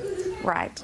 And then what happened? I went over and You sprayed her car. I sprayed her car, went back inside, and... Back inside where? My house. What happened to speaking to her and about finding out what happened? That was after. So then you came out again, worked up a really good mad. I was infuriated, to say the least. Fine. So you came I out. had asked her numerous times, very nicely, please leave my husband alone. Why didn't you ask him? I asked him. So, but and in what did he fact, say? She was the instigator. Stand up. How tall are you? 6'3", How much do you weigh? 260, What do you do for a living? mechanic. Strong? I guess so. Can you walk around? Yes. You can walk away from her, can't you? Yes, ma'am. Sit down. Get what I mean? Shh.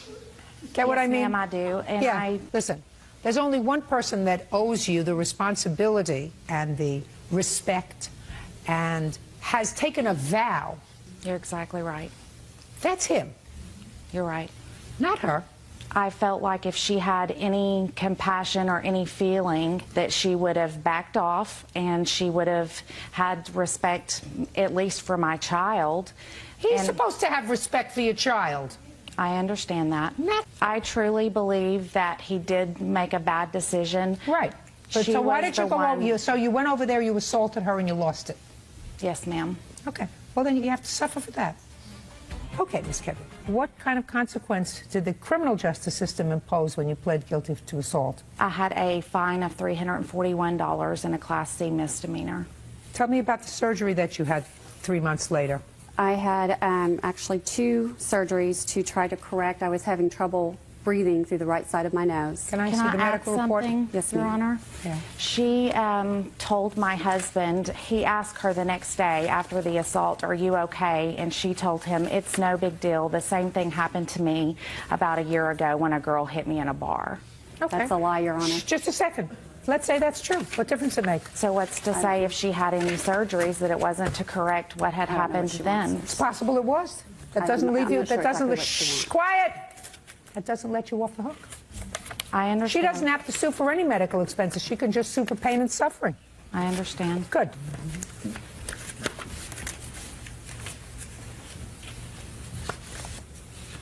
Okay, so the first study date in the emergency room was September 1st, and it did say previous surgical changes are noted. Okay, so you had previous surgeries in your nose. Is that right? From 92. Okay, good. Now, after this happened on August 31st, did you continue a relationship with Mr. Kedward? Yes, I did. For how long? It actually ended August 1st of 2006. I don't think that's true, Your Yeah, Honor. that's a bunch of bull. Now, you were at my mother's house. Listen to me. Whether it lasted 9 months or 10 months or 12 months, it doesn't make any difference. It lasted beyond that. Was Mr. Kedward living with his wife during that time? He went back to her the end of November of 2005. Okay, but you continued the relationship with him months after that. Right. Not smart. What was he telling you all this time? Just that he wasn't sure what he wanted, and that they had a lot to work out if it was going to work, and that he still loved me and he always would. Well, Miss Lambert, why did you continue the relationship with him, madam? It's not the first time she's done this. I'm sorry. Takes two to tango. Yes, ma'am. His feet work in both directions. If he's back with you and sweet-talking her, that's not a good thing thing. about it is, Your Honor, you say I'm strong physically. I'm assuming that's what you're asking. You know, what about mentally when you have a woman like this calling you all the time and not leaving you alone? Yeah. Hey. You don't really want an answer to that question, sir. Well. You don't want an answer to that question, Mr. Kedward.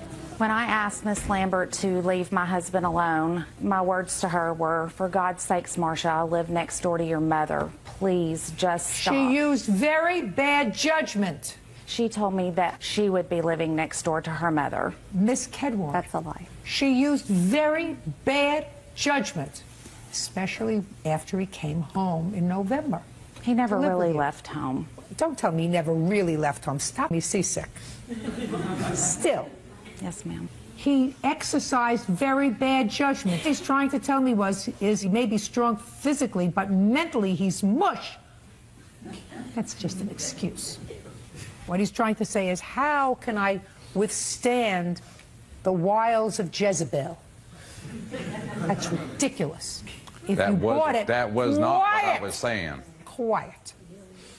There are all kinds of temptations in this world, madam. And you hope that when you marry somebody, that they're going to be able to withstand the temptations. And if they can't, it's their fault. It's not somebody else's fault. In any event, she's suing you for $4,000. Yes, ma'am. That, she said, represents her medical bills. You are clearly responsible for that. I want to hear about your counterclaim. You have 1 minute. I went to the hospital that night and was in the hospital for 2 days following. I was extremely stressed out over the whole situation.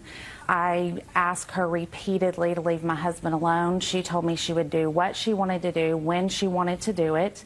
And I lost it. And I have to admit that I'm talking about your counterclaim. I went to the hospital and I was there for 2 days because of the immense stress that this, I don't even want to call her a woman, has put me through, that she continues to put me through to this day. What about him? Why don't you sue him? I married him for better, for worse, for richer, for poorer, in front of God, in front of all of our friends. And it's my choice to forgive him, and we have been through counseling. Perfect. Listen to me. He's the one that owes you the responsibility of doing the right thing. Me. Doesn't she owe us to leave us alone? I have. Excuse me? Excuse me? Outside. Put him out. Come on. Can I add one thing? Yeah, sure. I was under so much stress from the immoral actions of this person that I suffered a miscarriage. My child has had to be in counseling. I have had a lot of issues because of her, and to this day. Because of them. Yes, ma'am. Because of them. She instigated it. Because you don't get it. You have to put it in your head. He owes you the responsibility of doing the right thing. She doesn't.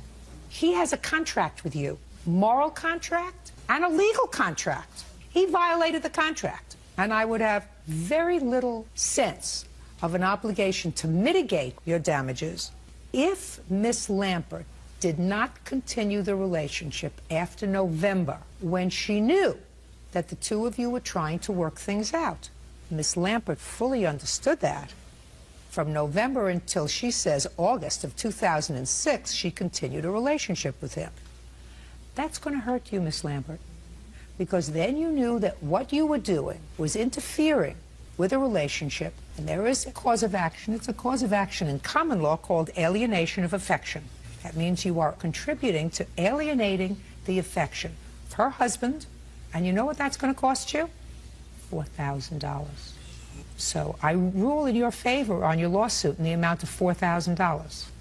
And I rule in your favor on the counterclaim in the amount of $4,000. Neither one of you are getting anything. That's it. Goodbye.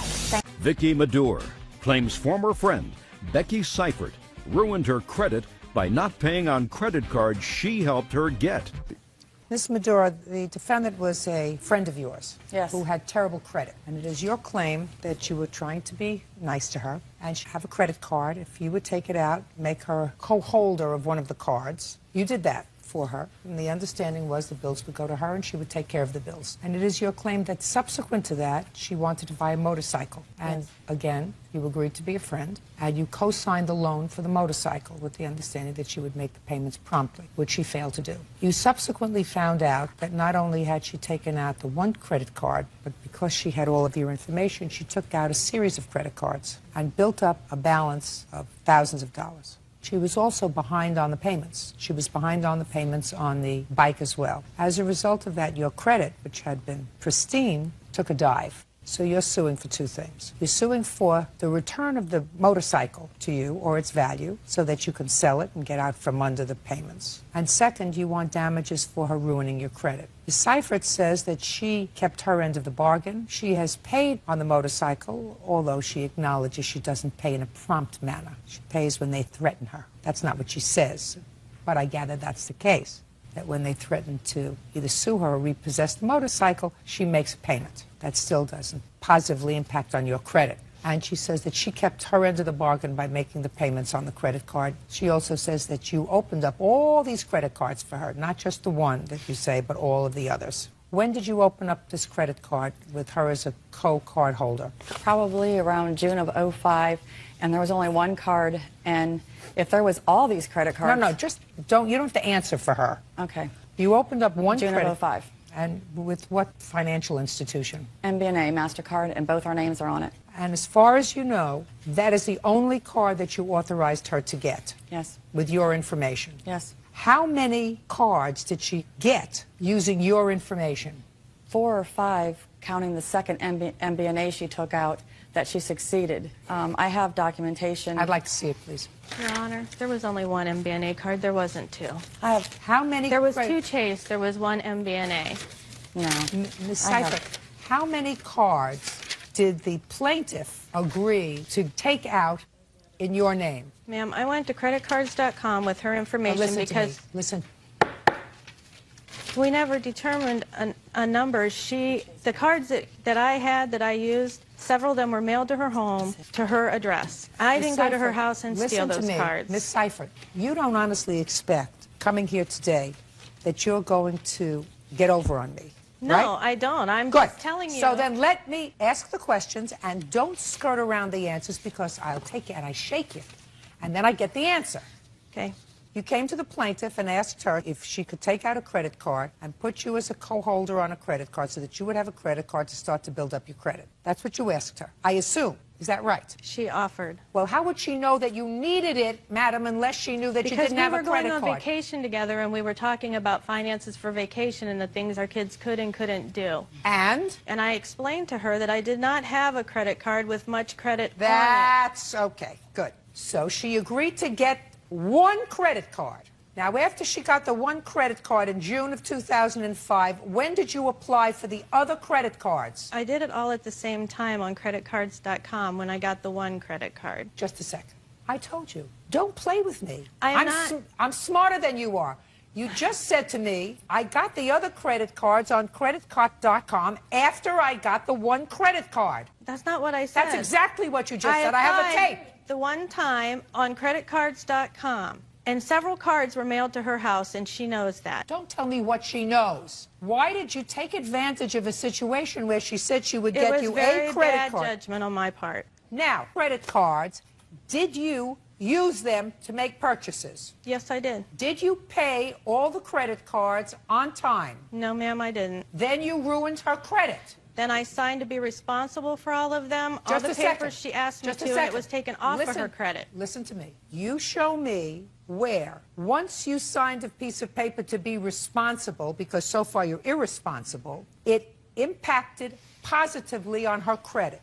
Show me. I don't know where it acted positively, but she was even told it was taken off her credit after the affidavits were signed, and I also have 2 receipts for $6,500 we've paid her. Just a sec. For? Towards the credit cards. Well, and you didn't pay it to her, you paid it to the credit card for things that you bought. No, we gave it directly to her to take care of it. Doesn't make any difference, madam. Don't you get it? Once you become a deadbeat in the credit card world, You don't automatically become not a deadbeat just because you pay the credit card. You remain a deadbeat. But they said that because they called it Don't tell me- fraudulent, it would come off of her report. So you acknowledge that you fraudulently No, applied... she made me sign those papers because if I didn't, because I'm on probation, she was going to call my probation officer, which she threatens to do all the time.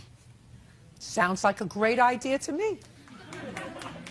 Now, let's get to the motorcycle. She also co-signed a loan for you for a motorcycle. Is there any reason why you did that, madam? I was trying to be good-hearted, which I will never do again. You have children? Yes, I'll never even co-sign for my children. I've learned a lesson the worst way.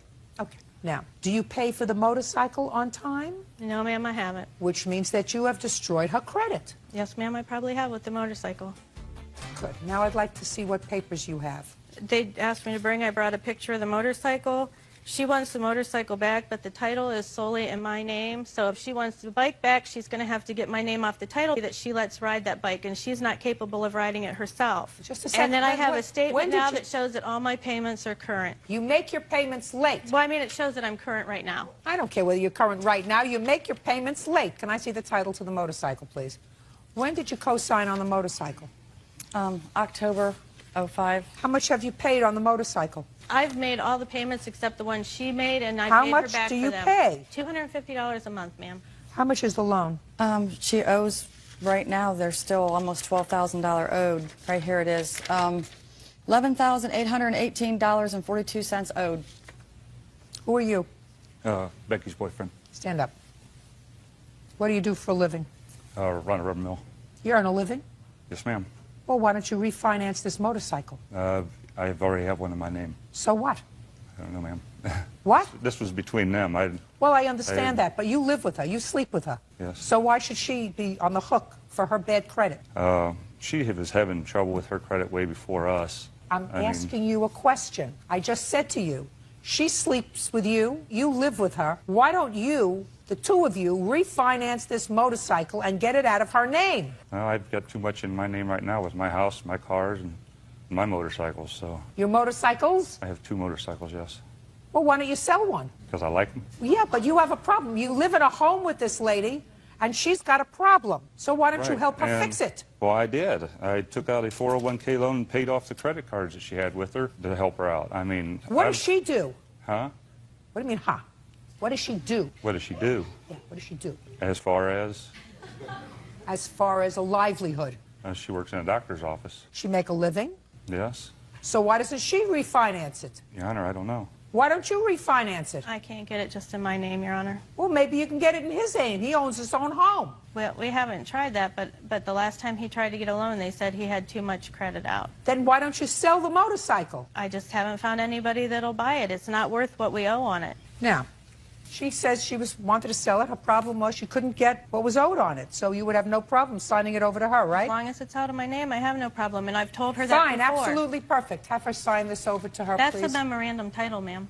So? But that is not the actual title. I understand Okay, that. that's The what I'm actual asking. title has a lien on it. She can do it. As a matter of fact, we'll prepare that order that you'll sign. That's fine. Good. Now we know that this is now your motorcycle. We will prepare that order. Now you're suing her for $3,000 because in addition to the return of the value of the motorcycle, you want damages for ruining your credit, right? Yes. And hopefully the $3,000 that you're suing for that will help compensate you for the loss that you're going to suffer on the motorcycle. Do you understand? Yes. Very good. Judging for the plaintiff, in the addition to the order that this will now be in your name, subject to the lien, judging for the plaintiff in the amount of $3,000. That's all. Thank you. 24-year-old Nicole Johnson is suing her neighbor, 23-year-old Sally Jones, for the cost to fix her car. Nicole claims Sally's son, 5-year-old Darian, scratched her paint job with rocks. Miss Johnson, your complaint is that Miss Jones's son, that would be this little tyke over here, vandalized your car with some sort of an implement. You want her to pay for the damage. Miss Jones says, well, she's not sure if her son did it, and if he did it, he had an accomplice of similar age, and why aren't you suing the accomplice too? That's your defense. Yes, ma'am. Well, Miss Jones, let me ask you this question. If you believe that your son was responsible for part of the damage, you would acknowledge that and would be prepared to pay for part of the damage. Would that be a fair statement? Yes, ma'am. What proof do you have that Miss Jones's son, because you didn't see it, vandalized your car? I have a witness who says she saw him do it. Okay. When did this happen? July 11th at approximately 7:30, 8 a.m. And the witness that you had would be this little girl? Mm-hmm. And she's 5? Yes. Whose child is she? One of our other neighbors. Her name's Angela Twyman. And what's her name? Michaela. Michaela, would you like to come up and talk to me?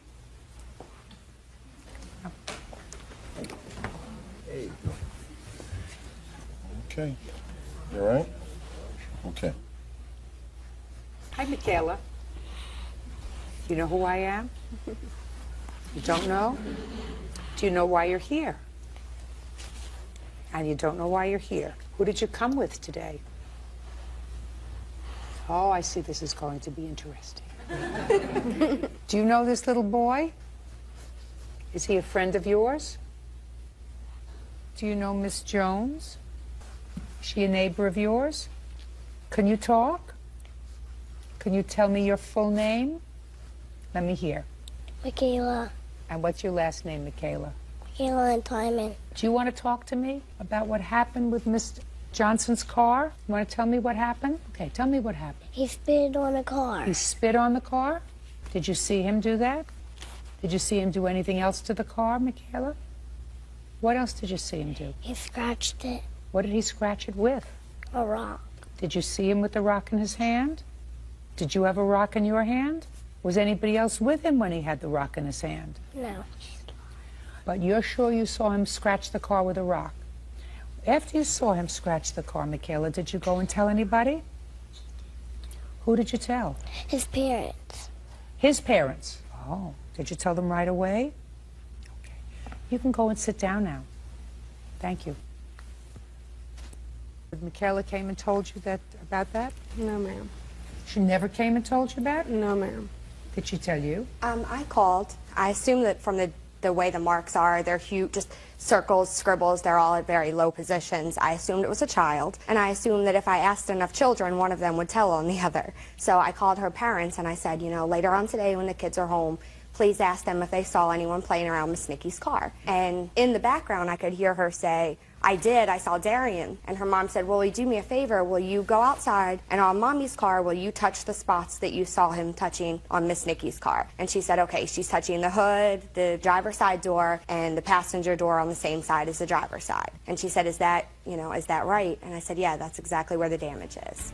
Tell me your name. Darian. Darian, I want you to come up here and sit up here and talk to me. Trouble, a handful. Yes, thank you. I do know that. A handful. Okay. Tell me too. Okay. Me and Michaela did it. You and Michaela both did it? Well, tell me how that happened, Darian. Me and Michaela had rocks. Well, how many rocks did you have in your hand? One. And where did you get the rock from? Off the ground. And what about Michaela? Did she have a rock too? Yeah. So why did you decide to scratch Miss Johnson's car? I don't know. Well, does your mom have a car? Yeah, gray. Hmm? Gray. She has a gray car. Darian, if you saw children scratching your mother's car, would you be angry with them? Because that's not the right thing to do, right? And your mommy would be very upset that somebody scratched her car, wouldn't she? She would be sad. Are you ever going to do that again? Because you know you can get into trouble for doing that to other people's property, right? How many marks did you make on the car? And how many marks did Michaela make on the car? So you made more marks than Michaela. Did Michaela make bigger marks than you or littler marks than you? She made smaller marks than you. Show me with your hands how big were the marks that you made on the car. Big ones. And she made little ones. Is that right? She made little ones, and show me your size. The ones you made were bigger ones. Now, when your mom asked you about Miss Johnson's car, did you tell her the truth right away? My dad. You told your dad the truth right away? And what did you tell him? I scratched it. And when did you tell your mom and your dad that Michaela was there too? I didn't tell him. I only told my dad. When did you tell your dad that Michaela was there too? Did you tell him right away, or did you tell him later? Right away. Go and step down.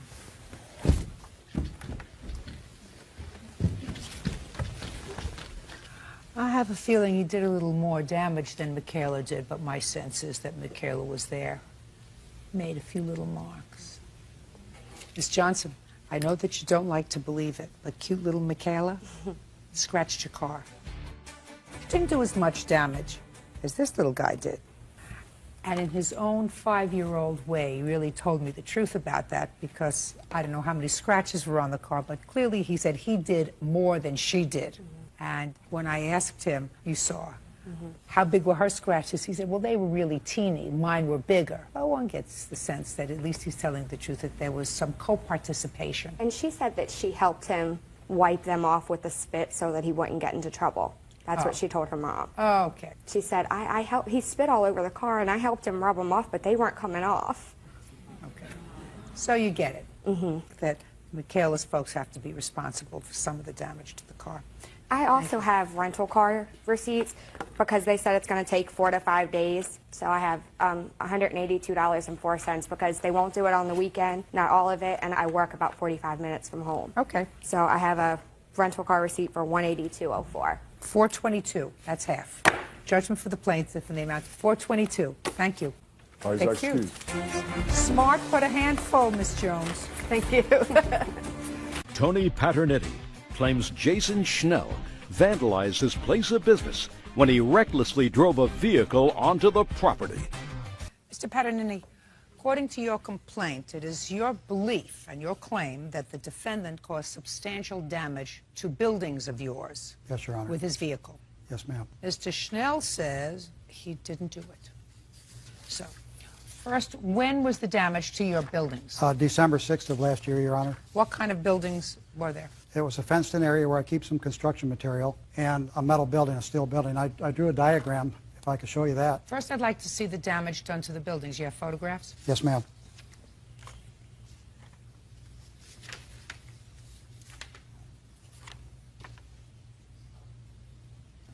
There wasn't a tornado in your area, was there? Not at that time, Your Honor. No. And when you left, you said it was December of '06. What date in December? December 6th. On the 5th, were you at the building? Yes, ma'am. Building's okay? It was fine when I left around 6 p.m. Fence was okay? Yes, everything was okay. No tornadoes that night. So now I see the damage.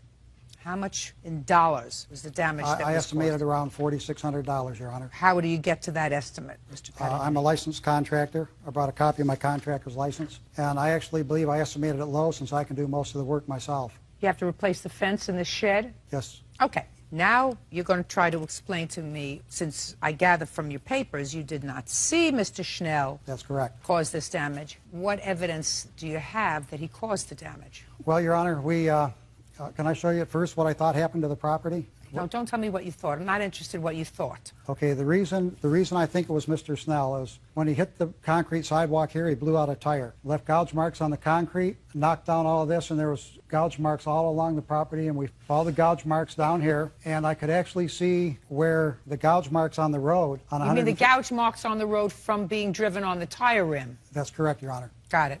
He turned up, I could see where they crossed the street and turned up 90th Avenue. At the time I was looking, a friend of mine and his son came down. It's hearsay. Okay. Well, I think that's a key evidence, Your Honor, that someone told us. Well, I don't care if it's key evidence or not, sir. That's hearsay. What somebody else told you, an out-of-court statement, is not admissible in court for the truth of that statement. So right now, you're following the gouge marks. Yes, Your Honor. Go ahead. Okay, at that point, the police went up this street. I didn't go. You did not go with them? No, I didn't. They went past this house, down here where they found Mr. Schnell's vehicle. Just a second. Only if you have a police report that indicates that. I do have a police report, I'd like Your to Honor. take a look at that.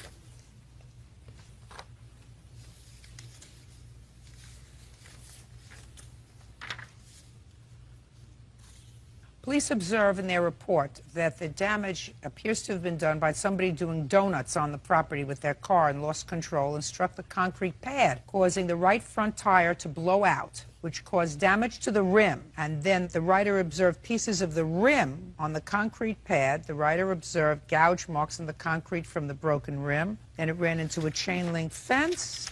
Writer recovered various pieces from the rim and also the passenger's side mirror and what appeared to be a fog lamp. Then the police found the defendant's car, Mr. Schnell. That would be you. Yes, ma'am. Stand up on your own 2 feet. Yes, ma'am. and found that the mirror that was located at the location matched that of the subject vehicle. Coincidence. Big coincidence, Your Speak Honor. not! Yes, ma'am. And the writer, that would be the police, also observed that pieces of the rim that were found at the incident location also matched that of the subject's vehicle. That would be you.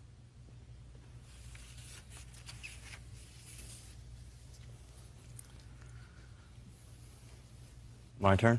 Look at me. Look at me. Yes, ma'am. I I don't want you to look down at anything. Oh, no. I was just grabbing the pictures.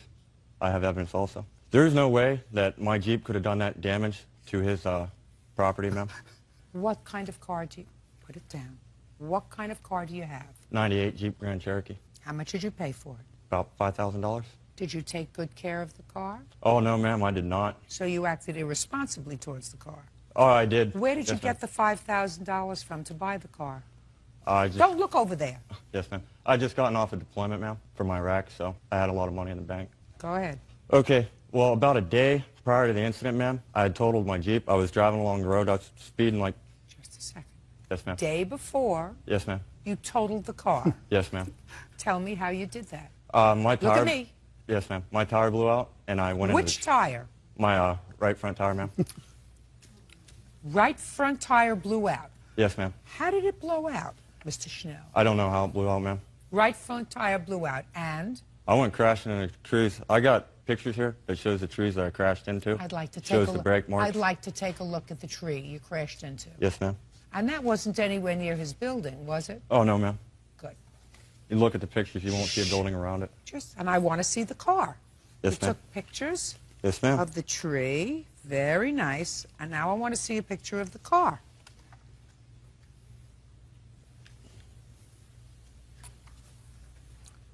Totaled undrivable? Oh, yes, ma'am. It was completely undrivable. Completely. Yes, ma'am. Well, it would start, ma'am, but... Don't speak. I have questions. Yes, ma'am. So you went into a tree. How far away from where you live? A couple miles, ma'am. About 2 or 3. Would it be anywhere in this area that's on the bottom?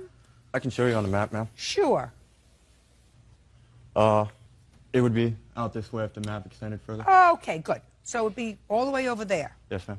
And how did the car get back to your house? I rode it home on the rim, ma'am. I thought you told me that it was not drivable, sir. It was... Listen to me. You just told me a moment ago, Mr. Schnell, Yes, ma'am. that the car was not drivable. Not safely drivable anyway, ma'am. Mr. Schnell, this is not going to go well for you, sir. For you to drive it home. Well, on the limped at rim. home's more like it, ma'am. No.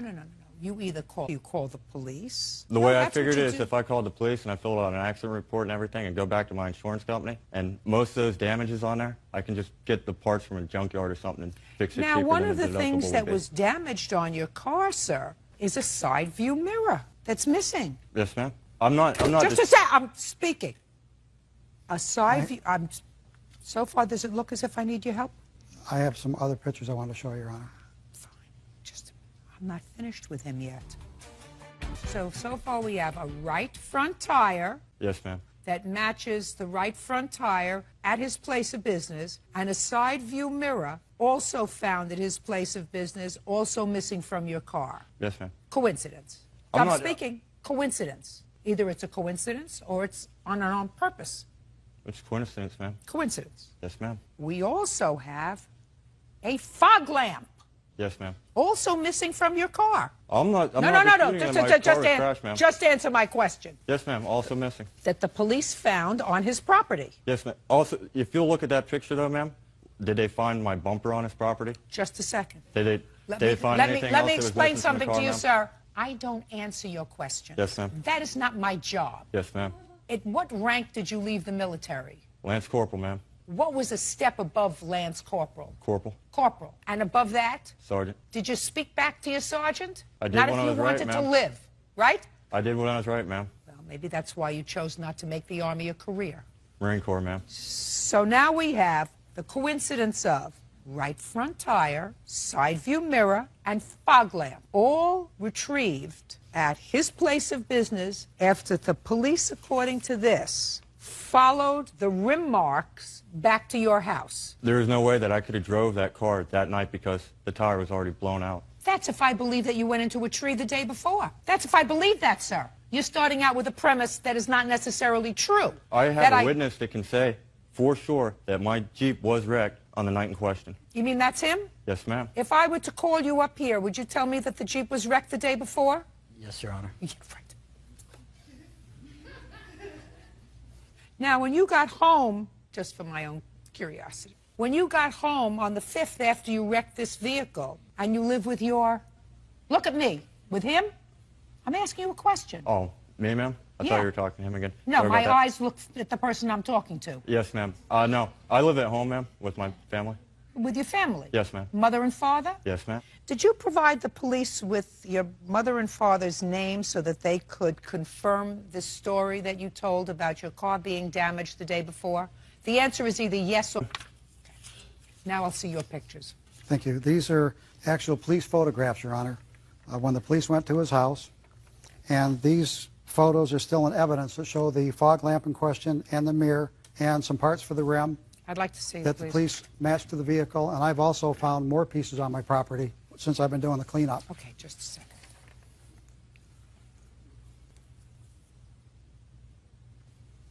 So the mirror that was found, which is primarily what I'm looking at, the paint is the same color as his car. Yes, Your Honor. Let's see what else we have. So we have And you right can see- front tire, side view mirror, the same color as the side view mirror would have been from his car. Yes, Your Honor. All found on your property. Yes, Your Honor. What kind of work do you do now, Mr. Schnell? I'm unemployed, ma'am, How long have you been unemployed? since end of November. Why? Unemployment pays better than Walmart. So your parents just let you sort of hang around after you... When did you come out of the service? My EAS was November 26th. Of 06? Yes, ma'am. So you stayed home December, January, February. At this point, it's time for you to get into gear, right? Oh, yes, ma'am. First, you pay him the money that you owe him, $4,600. Judgment for the plaintiff, that's all. 20-year-old suing her former friend, 19-year-old Eric Smith, for the cost to bail him out of jail after he was arrested for unpaid speeding tickets. Ms. Hubbard, you claim that Mr. Smith owes you money for bailing him out of jail. Yes. And Mr. Smith acknowledges that you bailed him out of jail, but he said that that was your choice. He never agreed to pay you back the money, right? Yes, How old are you? 19. What do you do to keep yourself occupied? I'm a full-time student and I work Full-time student where? Longview Community College, Kansas City, Missouri. And you work for whom? Walgreens. And what were you arrested for, Mr. Smith? On speeding charges, tickets that I didn't pay, warrants. Speeding, tickets, warrants. How many? 8. How do you manage to get all these tickets if you're a full-time student and working at Walgreens? What it was when I was in high school, I racked up a lot of tickets, like speeding tickets, and I didn't have a job in high school because I played football, and I didn't work and I never paid them off. And how do you know Miss Hubbard? I met her at the club. Now, were you dating each other or you just knew her? It was like kind of like that in-between thing where not really friends, but not really together either. I see. Who is this smiling person over here? This is my friend Robin, How long have you known Robin? about 6 years now. So he's a good friend of yours? Yes. Better friend to you than Miss Hubbard, right? I guess you could say that, yeah. Well, he schlepped all the way to court with you, didn't he? Yeah. From Missouri? Yeah, from Missouri. And who do you live with? I stay with my dad right now. So you have a father? Yes. And I guess he's known you for at least 19 years, right? Yes. Yeah. Do you have a mother? Yes. She's known you for at least 19 years. Yes. Now, Robin here, he didn't bail you out of jail. No, he didn't. So he must not like you so much. Nah. And your father didn't bail you out of jail, right? Right. He didn't like you so much. No. Your mother didn't bail you out of jail, No. right? She didn't like you so much. No. You have grandparents? Yes. Yeah, how many? I actually have one. Grandmother? Yeah, grandmother. She didn't bail you out of jail either. No, she didn't know, actually. I guarantee you she knew. Okay. So how long were all these loving people who were really attached to you, how long did they let you sit in jail when you got arrested? The whole time. How long was that? That was 3 weeks. 3 weeks. I mean, we're not talking about we'll let him stay overnight to teach him a lesson, right? We're letting Mr. Full-Time Student Employee at Walgreens stay in jail 3 weeks. But then, according to what I managed to put together here, they were going to move you from one jail to another because you served your time on a whole bunch of tickets in one county, but then there were other counties looking for you. Is that right? Yeah. You ever hear of a man for all seasons? This is a man for all counties. So when they were going to move you, somehow Miss Hubbard bailed you out of jail. Yes. Were you happy to be out of jail? Yes, I was. How happy were you? I was very excited. And how did Miss Hubbard find out that they were going to move you from one jail to another? I told her. You told her? Yeah, I told her. Did you tell your mother? No, I didn't tell my mother. Did you tell your father? Yes, I told him. Did you tell Robin? No, I didn't tell Robin. Didn't tell Robin either, No, but I you didn't. told your father? Yes. And what'd your father say? Bye. Yeah. But not Miss Hubbard. No. She bailed you out. Yes. So what do you think you ought to do? I told her thank you. I did. I told her thank you. You told her thank you? Yeah, I told her thank you. I never agreed to pay her back, so. What did you say when you called her? I just told her the situation, that I was done serving my time at that jail and that they were transferring me to a different jail. And she didn't want to see me in jail no more than I wanted to see myself in jail. So she proceeded to bail me out. Oh, okay. Now, Miss Hubbard, why don't you tell me how it came about that you bailed him out of jail? Well, he caught me July 19th, which was a Thursday. I knew he was going to the next jail the next day. So he basically talked about how he was tired of being there and that he didn't want to serve the days that he would be serving at the next county. He asked me if I had some money. I told him I didn't at that moment, but I had got paid that Friday. And he basically went into, you know, my bail is $220. If you have the money, I'll pay you back. I don't want to be in jail anymore. That sounds right. That sounds like what people say. That's not what I said. How many times did your father bail you out of jail? About 4 times before that. And each time that your father bailed you out of jail, did you pay him back? No. That's why he didn't pay you out anymore. Right. How are you going to pay back? How much was his bail? It was $250. Well, what happened when you asked him for your money back? I never got a chance to really ask him for the money back because he basically ignored my phone calls. And the last time I saw him, though, he had told me to come back and that he was going to give me some of the money. And after that, when I had called him back, I basically got ignored. You mean after you bailed him out, he cut you off? Basically, yeah. That's not nice, Mr. Smith. Yeah, can I say something in my defense Yeah. for that? I didn't like the way that she was treating me, like the lifestyle that she wanted to live when I got out of jail. She wanted me to like stop hanging out with my friends that I know like way longer than her. She was real controlling and she was like real possessive and I just didn't want to talk to her anymore. So I just cut her off.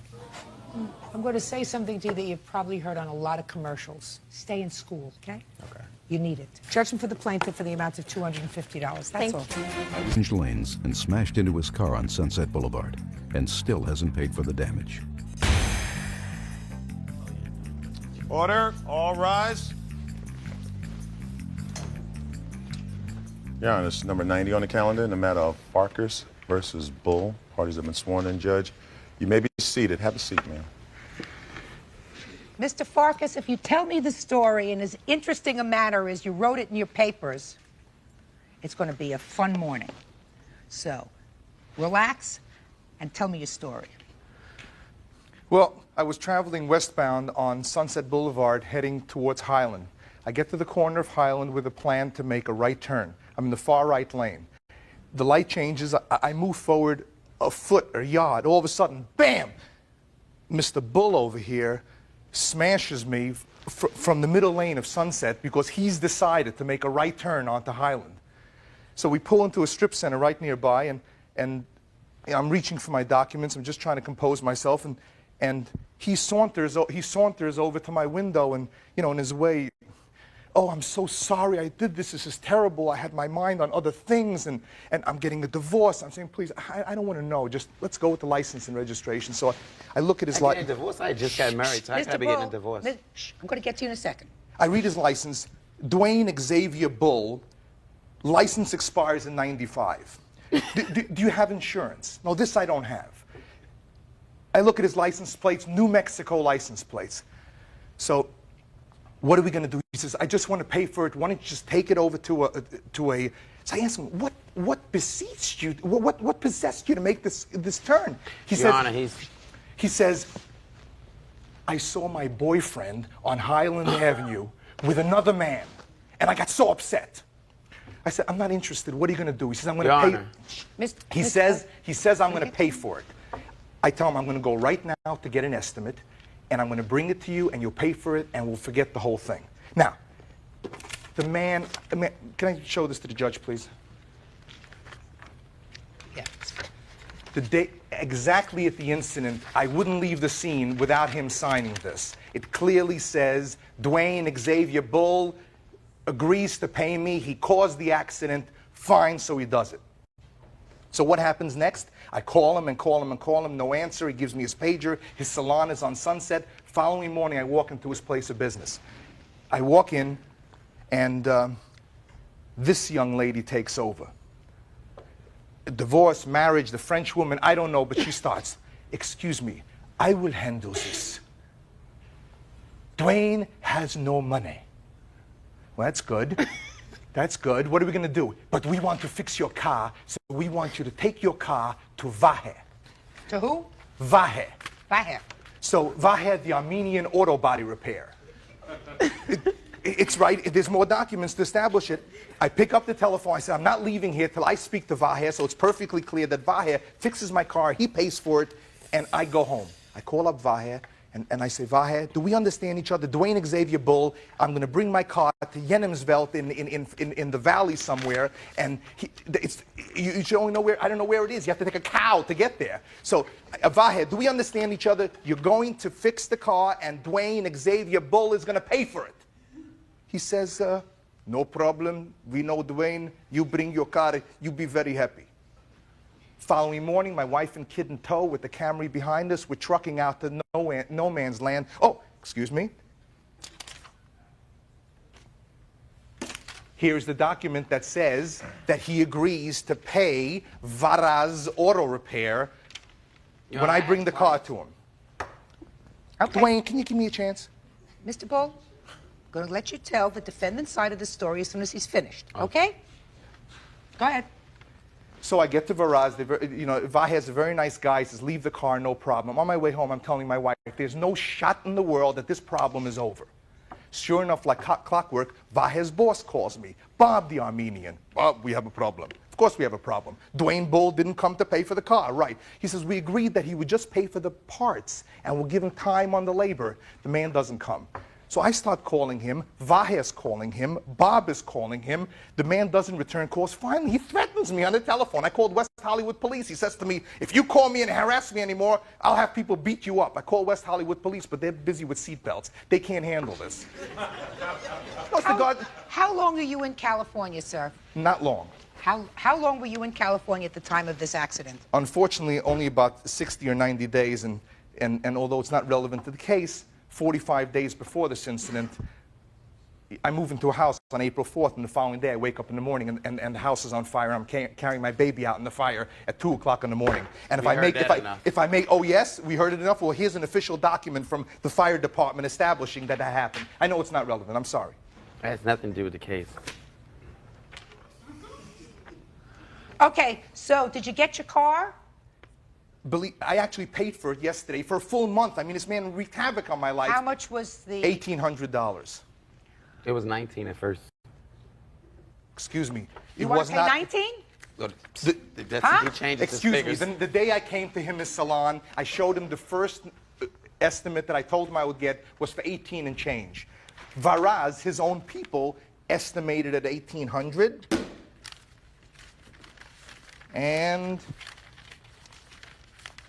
And that's what I paid for it. $1,800. $1,800. So this is his own. This is his own people. This is Vahe's estimate. Okay, Mr. Bull, you've been anxious to tell me your side of the story. Now I'm prepared to hear you, sir. Judge Judy continues in a moment. Mr. Farkas' car. He agreed to pay for the repair. He never came by to pay for it. Paper. Real cases, real people. Judge Judy. Dwayne Bull, a Hollywood hair and makeup specialist, says his collision with actor Peter Farkas on Sunset Boulevard was Farkas's fault, and he shouldn't have to pay for the damage. Now I'm prepared to hear you, sir. Okay, Your Honor, the way I see it is, yes, he is correct. I was traveling west on Sunset Boulevard. Stop playing with the papers. Talk to me. Okay, I was just looking for a little document I wanted to show you as an exhibit. Okay, here it is. I was traveling west. Could you pass this to her, please? I was traveling west on Sunset Boulevard. Now, he was in the far right-hand turning lane, and it was 5 o'clock traffic. I truly believe that he was in that lane because on Sunset Boulevard, people get in that lane to speed to go fast. Your Honor, the way I was hit on the way my car personally was hit, if you look at the estimate, it was hit on my right side front door. Okay, so what I did was I put a signal to turn right. I think he was in this lane to go forward because he was not in our sight, nor did he have a signal. So you weren't you weren't in the far right lane, correct? No, I wasn't. I signaled to go. You were not in the far right lane. You were in the center lane. Yes. No, the lane next to the far right lane. But he was in the far right lane. Yes, right. Exactly. So you went to make a right turn. No, I signaled. You went to make a right turn. Yes. And you were not in the far right lane. No. Right. You got out of the car. You went over to this gentleman. You signed a piece of paper indicating that you were prepared to pay for the damage. Right? Yes, I had not even had the car a day, okay? And yes, I was nervous because I did not have insurance. And yes, I was nervous. You didn't have because insurance? I didn't have insurance, and I didn't have a driver's license. That's right. Okay, so yes, I really was nervous. So you didn't want, listen to me. So I didn't want trouble with the police department. That's but right. not only that, he got personal with me. He asked me, was I gay, okay? And I responded, no, he was coming on to me at the time. And I played with the party too. Yes, I'm married, but of course I'm gonna play into it because I didn't want the police. And I felt if he thought I was gay, then maybe he liked me. It's obvious, he's Nelly. Okay, Mr. Bull. Now he this comes. is proof. I want you to stop talking. Listen to me. I'm going to ask questions. You're going to answer them. He came to your salon. Now he got to Viha, the Armenian, through you. Is that correct? Yes. I'm being totally honest. I was nervous. That's the only reason I signed this paper. I did not want to go to jail. Okay. My wife told me, listen, this guy is at fault. He's in our business, and he's screaming, irate, loud. He's from New York. He's obnoxious. It's obvious he's obnoxious. Look at him. Okay? He calls on my phone repeatedly. He tells me about his house caught on fire, how his kids are hungry. He needs his van to transport his kids. All this irrelevant stuff, while I have very important clients that are there. In fact, my wife is here as proof that I had a client that sit there in the chair when I disputed with him for 20 minutes in my business, screaming because he has no patience and he acts immature. He screamed, screamed, screamed, and I lost the client. She requested her $150 deposit back for, the services that were being rendered, her hair extension. I am a popular hairstylist, and only thing I ever stated to this man is that when you want to speak to me, you do not call me at home and you make an appointment like everybody else. Is that what is? Just a minute. Have we now completed your side of the story? No, I have one more thing to say. I'm ready to hear you, sir. Your Honor, again, yes, I admit that my driver's license had expired. But again, from the way my car was hit, he said I hit him. It's obvious he hit me. From the way that's really not urgently important, sir. I'm going to tell you why. Mr. Farkas had the right at that time, because there was an accident, to pick up the phone and call the police to have them come to the accident. But why didn't he? Why? Because I had... No, because you had problems with your license, too. I'm almost certain you did. You had some kind of problem. You looked at my license and said, you're a typical Gemini. That probably... Mr. Bull, you, sir, had no insurance and did not want the police to come because you were also driving with a suspended license. He gave up the right to call the police, to have the police come and make a determination based upon... Don't interrupt me. Based upon what they saw, whose fault this accident was. You said to him at the time...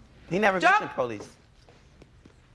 I will take care of the damage, and you signed a piece of paper indicating you would take care of the damage. I signed that paper again because I was nervous. Well, I don't care whether you were Anybody nervous or signs not. paper, under not, pressure. listen. I mean, I was nervous. I want you to get not nervous, My Mr. personal Bull. lifestyle had nothing to do with this case whatsoever. And for him to mention those things about my personal, I think that it was very irrelevant. And it's obvious that, again, from the way the position my car was hit, that it was his fault. But, of course, he's not going to admit it. Okay. Your Honor, I was doing... And you did real good. I was doing the man a favor. Doing me a favor. He's telling me about his wife me problems. He's telling me about the two-timing boyfriend. I mean, the man's got, his sexual confidence. He's a menace on the road. Mr. Farkas.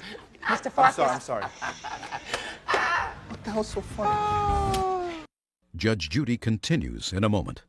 And later today... He has no idea what my feelings are if I like to ride bicycles. He doesn't know that about me. I dated him for 6 months. We've been friends for 9 months since then. Judge Judy is ready to rule. Mr. Farkas, you paid the $1,800 to have your car fixed? Judgment in this case is for the plaintiff in the amount of $1,800. The defendant's counterclaim for harassment and all sorts of other things is dismissed. Thank you, Judge. Is our excuse, you may step out. But you were very smart about getting those papers, because that's the only reason why you won this case. But other than that, she would have looked at it for my way. And another, I just think it's because you're blonde and blue-eyed. I am absolutely convinced that Mr. Bull had his name shortened. And now the next case. All parties on Ryder versus Pullman. Step forward. 30-year-old marketing director Kirk Ryder says he loaned his bicycle to his ex-boyfriend Klaus Pullman, and it was stolen. So now Klaus should pay. All right. Mr. Ryder, you say that you lent a bicycle to the defendant, and he had it in his possession for a long time, and then through his negligence, the bicycle was stolen. You want your money for the bicycle. Well, I wanted a new bicycle, basically. Did you lend him a new bicycle? Pardon me? No, I What wanted didn't you understand, sir? I wanted my bicycle back. Well, he couldn't give you your bicycle back. Right. So we entered So my into... question to you is, did you lend him a new bicycle? No, I did not. How old was the bicycle that you lent to him? The bicycle was 3 years old. And had you purchased it? No. How did you get it? It was, I inherited it from my best friend who died. And what kind of bicycle was this? It was a Univega Via Modego, 15-speed, hybrid bicycle. What? What happened to a Schwinn? I don't know. Schwinns are more expensive now. Are they? Yeah. I'm glad to see if they're still in business. At least it doesn't date me. They are. All right. So you had the bicycle for how long before you lent it to him? I had the bicycles since July 1996, when my friend died, and Klaus borrowed it in or around November, I guess. I'm not even sure. Well, then I gather you weren't using it much. Well, I was traveling. I travel for a living, so I don't know which trip he borrowed it before. He borrowed it because his car broke down in the desert, and he was using his bicycle to get around. Then the bicycle he was using that he owned broke, and I offered to lend him mine. So far, does that sound right? Yes, except for when he loaned it to me. When did he loan it to you? In June, in the summer. Of 96? Of 96. What happened to his bike? It was stolen. Mr. Pullman, you understand that the bike is in your possession, then you have a responsibility to either replace it or to give him some compensation for it. He neglected the bicycle. He didn't want the bicycle. It didn't work. It sat in his dining room for 2 years while he was traveling. Objection. It didn't work. Your Honor. What? Sorry. Well, he has no... That's speculation. He has no idea whether I wanted the bicycle or not. I, out of the goodness of my heart, lent him a bicycle that had some emotional value to me as well as physical value of getting around. So it doesn't seem to me, I mean, have you been friends for long?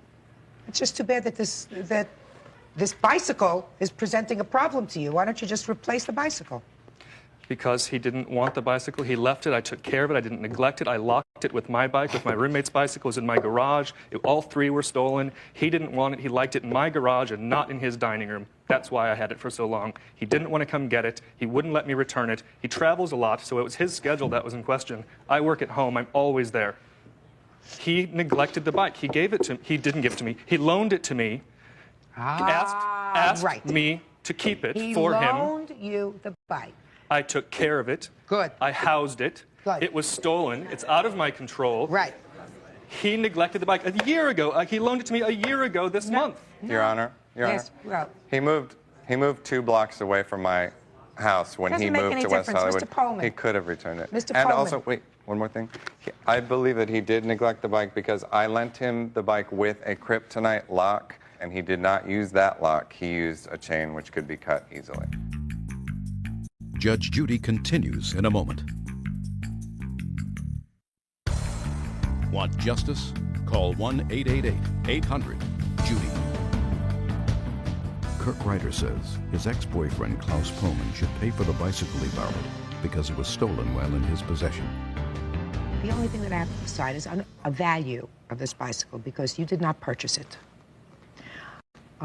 To replace it is a problem because to replace it, what you're seeking is the full replacement value of the bike, which is You say $399 to replace a bike of similar quality. Is that what you indicated? Which is actually less than the bike that was stolen is valued at. Well, bicycles, listen to me, sir. Bicycles are not like diamonds. They don't appreciate in value. Oh, I know that. They depreciate in value. So if it had been bought for $500, it depreciates probably 50% in the first year that somebody has it. So then you're down to $250. That's after 1 year.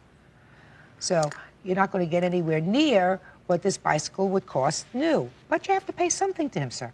You accepted it into your care. That's what we call almost a bailment. Even if he was storing it at your house and you agreed to accept it for storage, right, you have a certain responsibility towards it. You said something about this lock. It's a standard bicycle kryptonite lock. He loaned it to me with the bicycle, but he didn't loan me the key. So what'd you do with his lock? The lock is with the bicycle. It stayed with the bicycle. It has a holder for it. Okay. Which I couldn't get off without a key. A tire pump and also a water bottle and cage. All accessories to the bike, which added to the value. Mr. Ryder, stop getting so excited. It's a bicycle. It's a bicycle that you didn't ride and you didn't miss for a year. I did ride, Your Honor. You're irritating me. Listen to me. From the time you lent it to him until March of this year, according to your own statement, you really did not make a request for this bike. I made one request. Wait, so evidently No, it I wasn't made two. I made two. Evidently it wasn't something that was right at the forefront, the signpost on your face. You know, it was Well, just I didn't ride it because it wasn't in my possession. I had loaned it to a friend. That's why I was not riding the bicycle. And your friend is going to give you $150 that you can use towards purchasing a new bike. Judgment for the plaintiff in the amount of $150. That's all. Thank you, Your Honor. You may step out. Judge Judy continues in a moment. And on the next Judge Judy. We had talked about compensating him for the loss of the bike, not because I felt responsible, but because I felt sorry for him. Bottom line, he's bitter. There's a long, deep story that goes farther than this, but it's because he's bitter.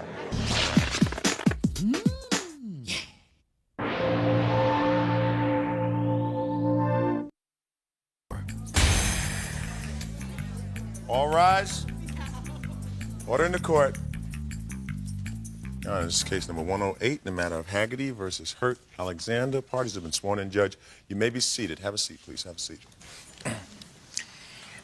Mrs. Haggerty, this is your daughter. Yes. What's her name? Ginia. Ginia? Yes. Your complaint alleges that Ginia used to be friendly with these two gals right here. Yes. And that they had some sort of a falling out. And they had a fight, which I assume they'll tell me about. And these two young ladies damaged your car. Right. You admit you damaged her car. You kicked it, correct? Yes. What? Yes. Yeah. Try yes. Yes. But that you have an excuse as to why you're not responsible for the payments. Yes. So we'll get to that in a minute. Ginia, step up here. You were driving your mother's car? Yes. What kind of car is it? It's a VW bug. What year? 71. Were you friendly with both of these young ladies? Yes. You had a falling out about something? Yes. What? Basically, it was she said this about Who's me. she? I was so called to say something about Raven. I was to say something about Raven. Who's Raven? Ryan. So she was told that you said something bad about her. She was so-called on the phone at this time. She heard that I said all these things about her when she was on the phone. I was on three-way. We're on three-way. I didn't know we were on three-way. How old are you? 18. How old are you? 18. And you? 17. All right. So then you decided to try to straighten it out with them? Yes. What did you do? I decided that I was going to go over there and talk to Raven. It was said that I was to go over there and fight Raven, but I say I was over there to talk to Raven. I had on a dress and some sandals. They had on sweats, T-shirts, and... Slower. Okay. You had... I had on a dress and some sandals. They had on sweats and T-shirts and, like, scarves on their hair, like, ready to get down. I was not... Ready to get... Listen, in sorry. English, please.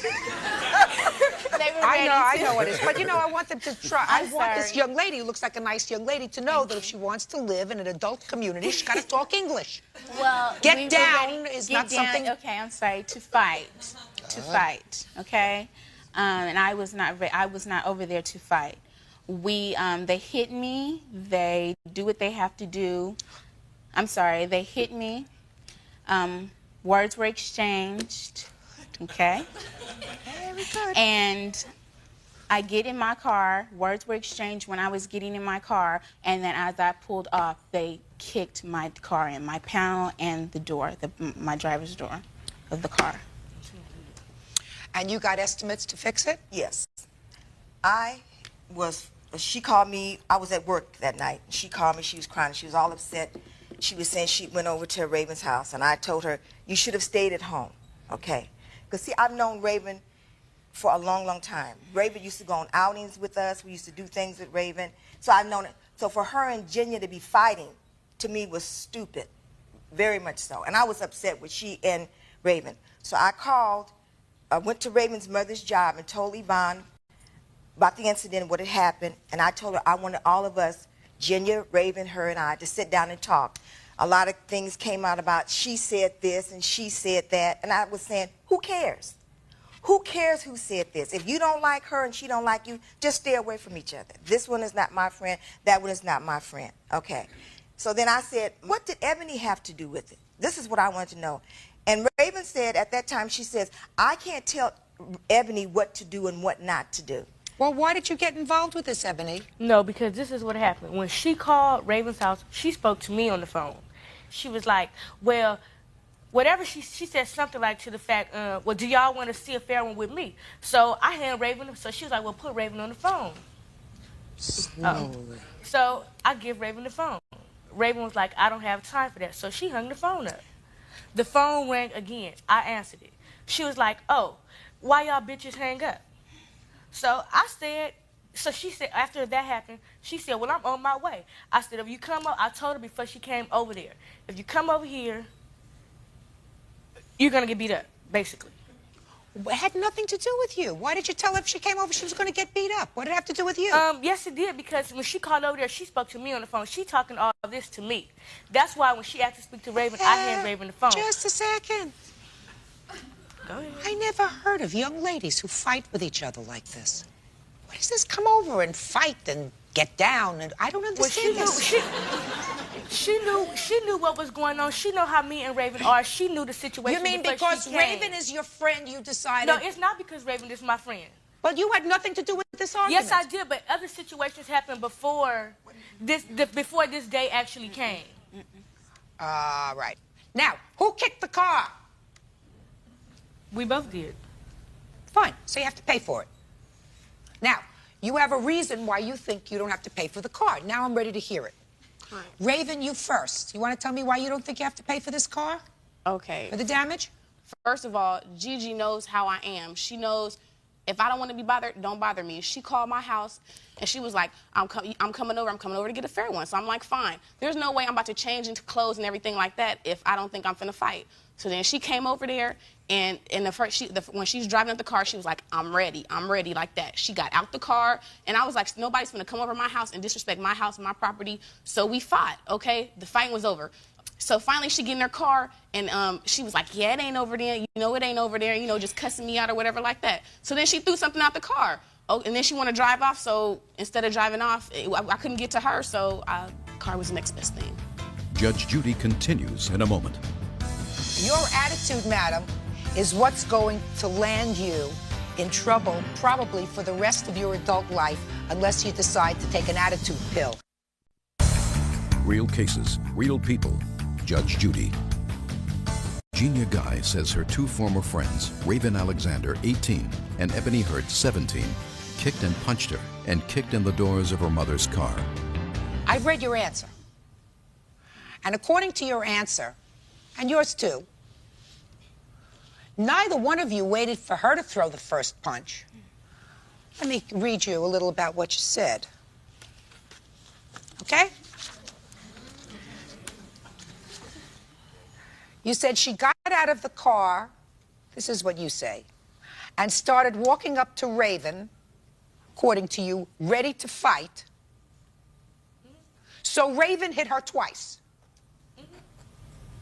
I love this. Huh? There's nothing wrong with this. I mean, it's nothing wrong. If she can't, she called, so why wait till somebody hit the first, take the first punch? So you hit her twice. Then she walked around Raven and ran up to me. So I threw her to the ground. Yep. Then she got into her car. So far, she didn't hit anybody. She got into her car and, according to you, was going off at the mouth. And you weren't going to let anybody get away with that, so you kicked her car. So is that the reason why you don't think that you're responsible for paying for her mother's car? She threw something out the car. That's why her so car what? was kicked. So she trying to hit me. She gonna get hit in return. She's supposed to be responsible for her own Let me have the estimates on the car, madam. Ridiculous. And what is that piece of paper that you have behind you? This didn't end it. What? This did not end the situation. When I got home one evening, a neighbor of mine had called me while I was at work that night. And this was on my front door with a knife in it. Nice touch. Okay. Nice touch.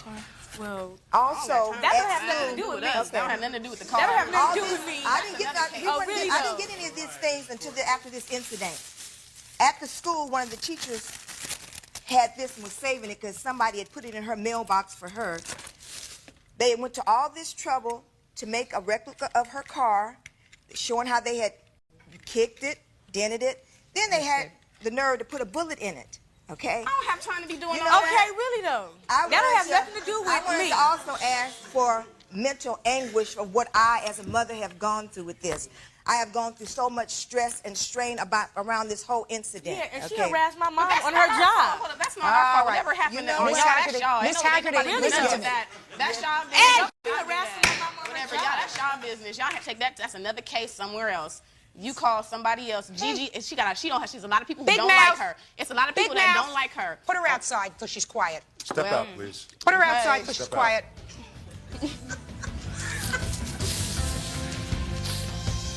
Later on Judge Judy. That she was only out for personal gain because once she found a man, I was out the door. Real cases, real people.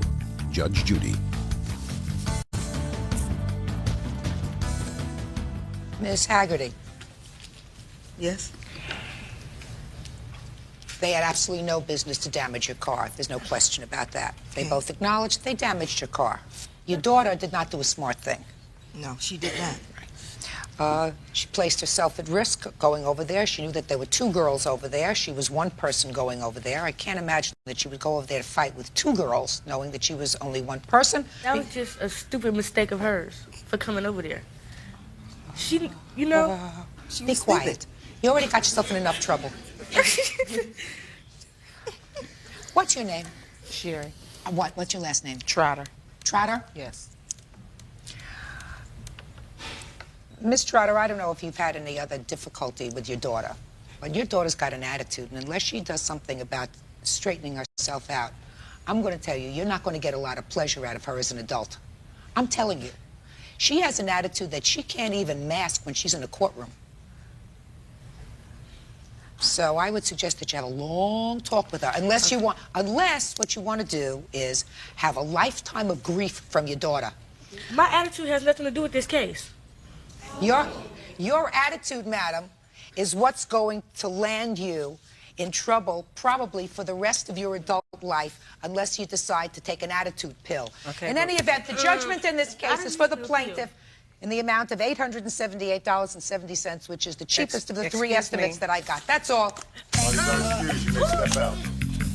Step out, please.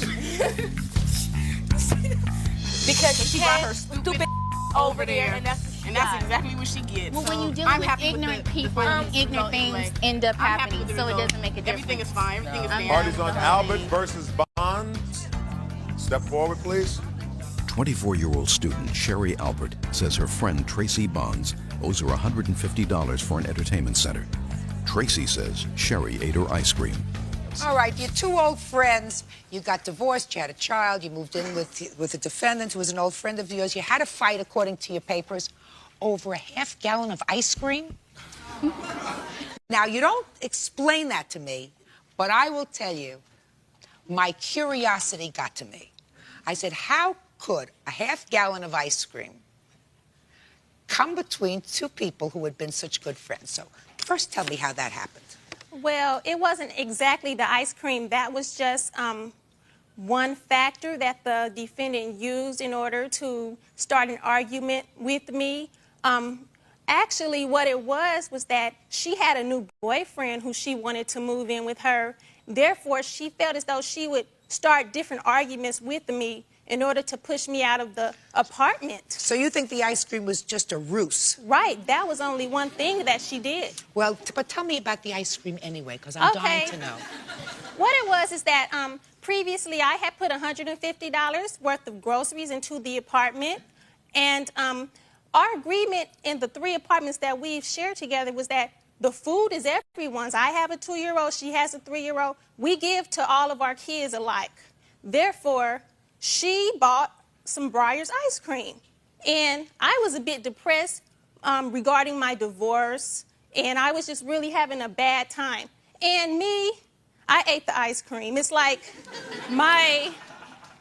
the thing that soothes me, and I felt worse about it than anyone else because I was the one who was going to have to go exercise it off.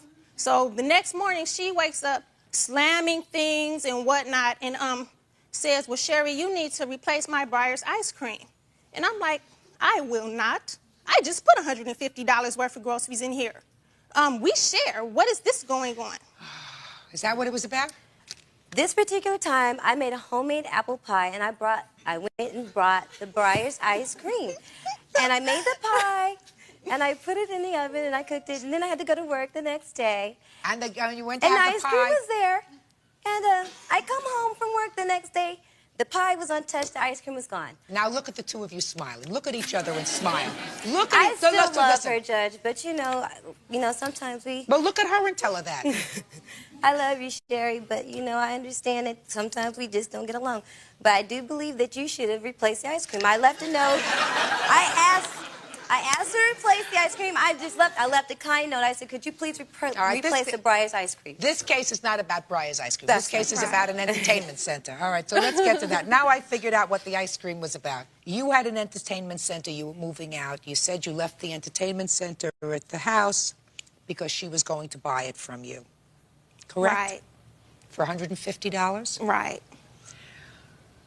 She hasn't given you the $150? You want the entertainment center. Is that what this case is about?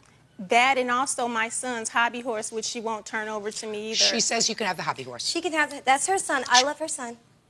She can have it. Hobby horse is yours. She indicated that in her answer. Okay. Did you say you would buy the entertainment center? No, I didn't, Your Honor. Why would she leave it there if you didn't leave on good terms? Because she didn't want anything reminding her of her husband. Her and her husband were separated, and she said she didn't want anything reminding her of her husband. Why did you leave it there? The reason why I left it there is because me and Tracy Bonds made a verbal agreement that she would pay me $150 for that entertainment center. I have a witness who knows this also. How does she know it, the witness? Because she was also a mutual friend of me and Tracy Bonds. As a matter of fact, I know her through Tracy Bonds. Step up, please. Did you hear Miss Bonds make this agreement to pay $150? Yes. Yes, I did. Where were you when you heard this conversation? In the apartment. Tracy was talking to Sherry on the phone. She was going to withhold the $150 because her ex-husband had put a hole in the wall, and she had went to Michael Chan, their landlord, and got an estimate for the hole. Your ex-husband punched a hole in the wall. He threw an iron and hit the wall. Well, why is she responsible for that? Because she said that she would pay for it when she moved. When I asked her about the hole in the door, I was not there at the time. I asked her about the hole, and she said that her husband had put it there and that she'd pay for it. Did you tell her you would pay for it? I said that I would get the money from my ex-husband to pay it. According to these papers, fixing the hole was $60, and she owed another $20 to the landlord for a late fee. That's $80. Where's your $80? I tried to give it to her. Where is it now? In my bank account. Good. You're going to give that to her. $80 to her. That takes care of her debt to you. Now, she wants back this entertainment center. You say it was just a gift. She didn't want anything to remind her of her ex-husband. This child that you have is the child of this ex-husband? Yes, it is. Believe me, she's got plenty to remember the ex-husband by. Tell her. Do you understand? Judge Judy continues in a moment. Why did your husband leave you? Because you're crazy. That's why. You lost Your your mind. her husband. My husband wants me today. You want to give her back the entertainment She can center? have it back, but ma'am, Wonderful. she does need to know that she can't, you know, give somebody something and think that she's going to give it back by bringing the police and force and entry into somebody's house. When are you going to make this exchange? She may come by Saturday. What time? And I can't come Saturday. My son has to go to a birthday party. Oh, what's important? Well, just a second. Oh, that's My important. son's birthday Just party. a second. Okay.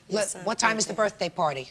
It's about 2, so in the morning would be okay. Would the morning, 10 o'clock in the morning be okay? No, that's not okay. She has to come in the She needs to come in the afternoon.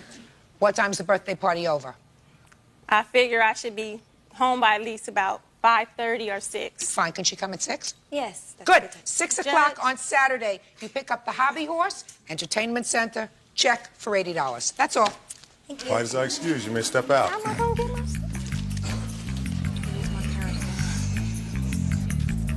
And on the next Judge Judy. This is pure stupidity and No, these are facts. This is narcissistic behavior right here. That's Oh, you learned a new vocabulary word. Well, isn't that nice? Why did your husband leave you? Because you're crazy. That's why. Do you have a man? Have you ever had a husband? Did you marry your baby's father? You know No. what? No, you know what? The reason why is because I don't want to go through what you've gone through. That's Okay, why. well, Because anyway. I'm smart enough to not get caught up with a husband. Oh, so why a do you have crazy to bring husband? foul language into it? Because you're stupid. That's all. Okay, learn a new vocabulary word for stupid. She's a crazy. Oh, now I'm gonna sue you for using foul language.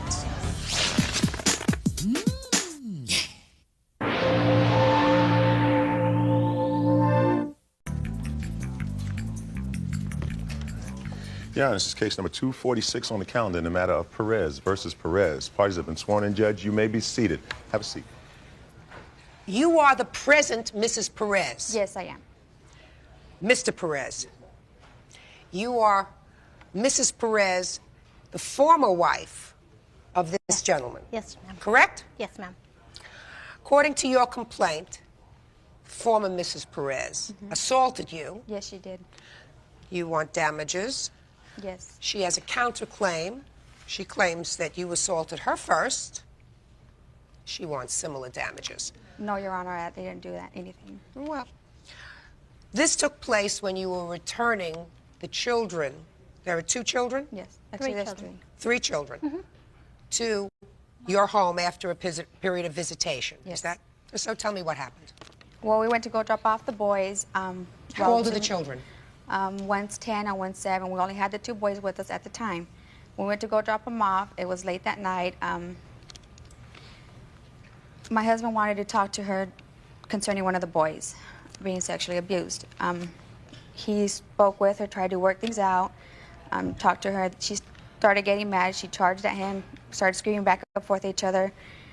I got in the middle because of the fact that the children were crying and screaming inside the home. I told my husband, let's go so it won't get out of hand, which she got mad. She struck me on my right side, and after that, my husband did hit her, and she landed inside her house. Well, when you say she struck you, did she strike you with a fist, her open hand? How did I she... didn't see when it was coming. I don't know how she hit me, but she hit me. Did you have any injuries? Yes, I did. What were your injuries? My jaw shifted. She hit me on the right side, which it shifted my lower jaw to over here, which now I have a torn joint in my jaw, which I have doctor proofs in here. And he did make a little notation on here, what I sustained from it. How long have you been married to your husband? I've been with him for 4 years, 3-4 years. And how long have you been divorced? 4 years. What was this discussion about one of the children being sexually abused? During the weekend we had them, their son told us what was going on. My husband called the health and welfare, called the police department, tried to get something done. They said they couldn't do anything about it unless the child was endangered over there, which when we got to their residence, the other child was there at the time, And my husband... You mean there was some allegation, according to you, that there was another child in the defendant's residence who had been sexually abusing their children. Their children. Both boys or just one? And you wanted to talk to her about it? Yes. Because this had happened before, like about 2 years before. Step up here. Yes, because this had happened before, like about 2 years before. I brought it to her attention, and then she like didn't let me see the kids for about a year. That's absolutely untrue. She said that I guess they had taken care of it. I called the health and welfare and everything. They never got back to me. And that's why this ended up like this. Well, why did you pick this particular time to speak to her? When you took the children back? It's the only time when I drop them off, when there's a chance to talk to her, because I really don't talk to her. Yeah. Well, that's unfortunate. Yeah. That's very unfortunate that the two of you can't talk.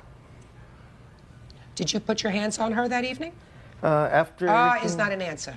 Yeah. Yes. Yes, I did. I hit her. Why did you hit her? Because she started charging at me, telling me all this. She took out the little boy that has been sexually abusing my boy. He's like about 5, 6 years older. And she made him confront him. She put them both in front of each other. My little boy, he was shaking. He was scared because he was going to get beat up by this little boy. And it's still going to happen. And he was scared. And she started screaming like, what? After she hit my wife, she said, what, are you going to hit him? And I said, no, I'm going to hit you. And that's what happened. I did. I struck her. How many times? I don't remember. All I remember is I lost it. It must have been like 3, 4 times. Were you arrested? Yes, I was. Yeah. He has been charged. And my wife even pulled me off of her because she didn't want that to happen, but still did. She did not touch her, Your Honor. Shh.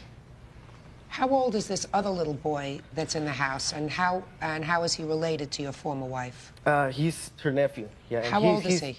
He's like about 13, 14. He's my little 11. boy's like 7. He's 11 years old. It's 11? Yes. Okay, let me come to you.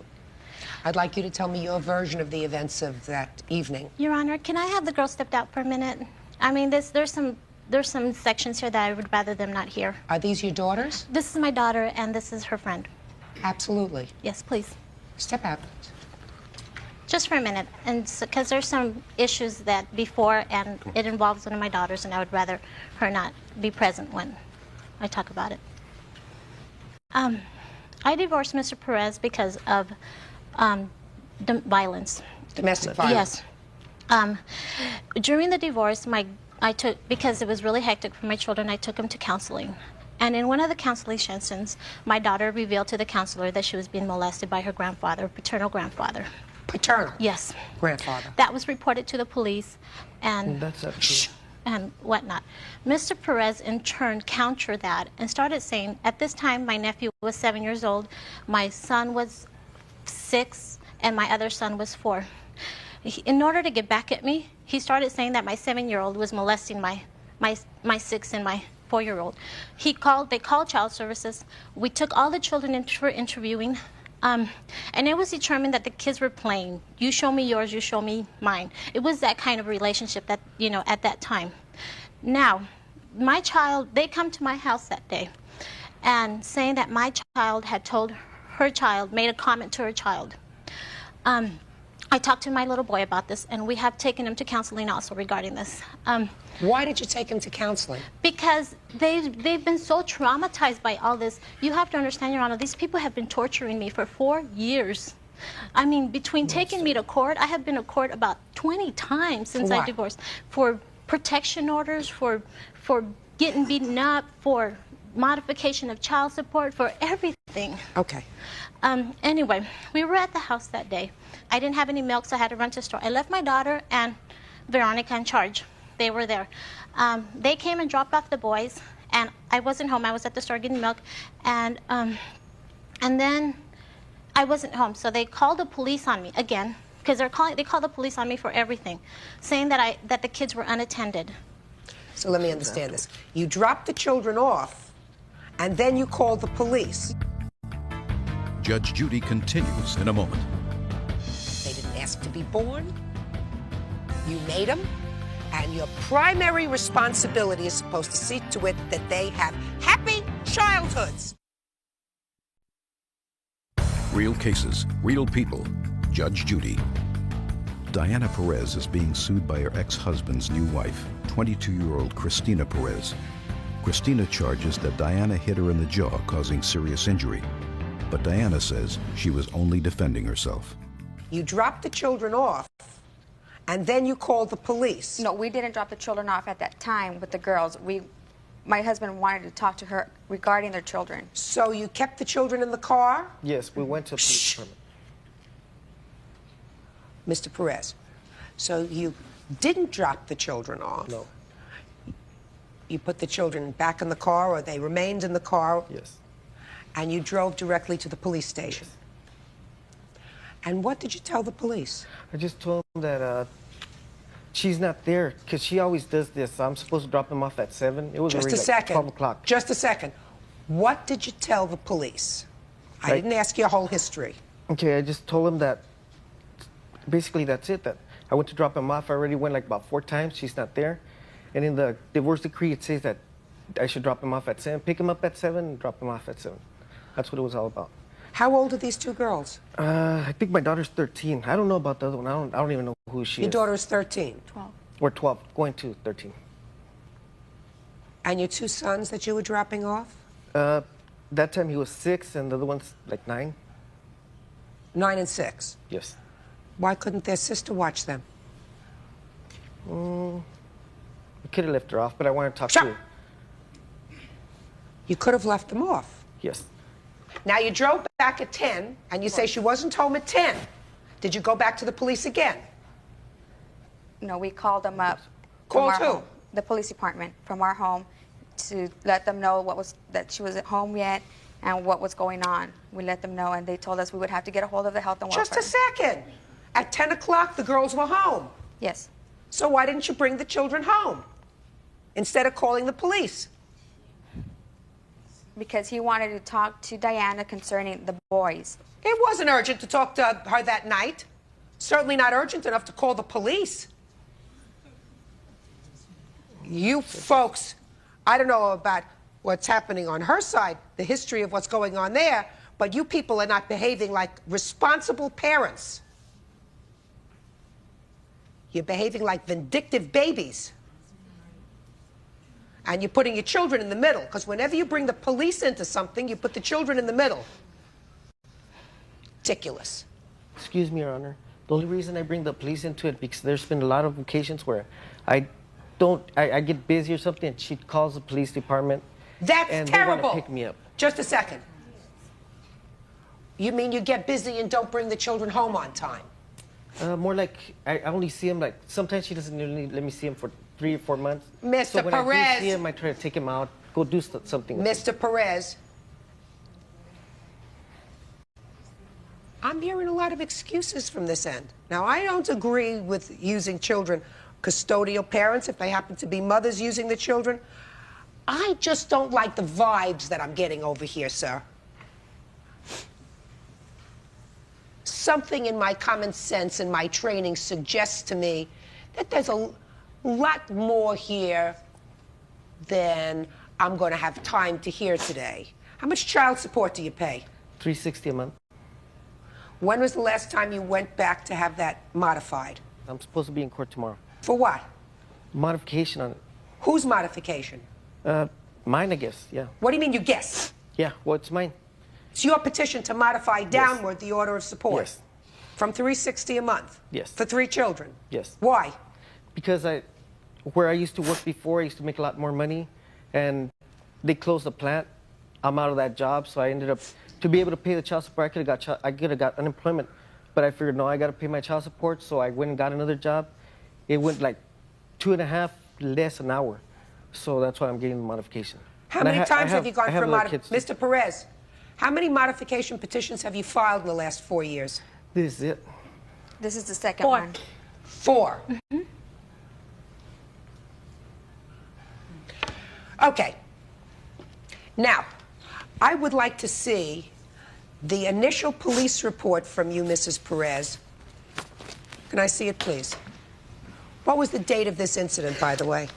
The ended up being on the 25th, because it was late that night, so they did 24th, 25th. Okay.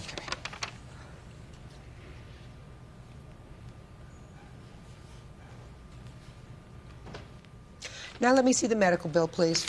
These are...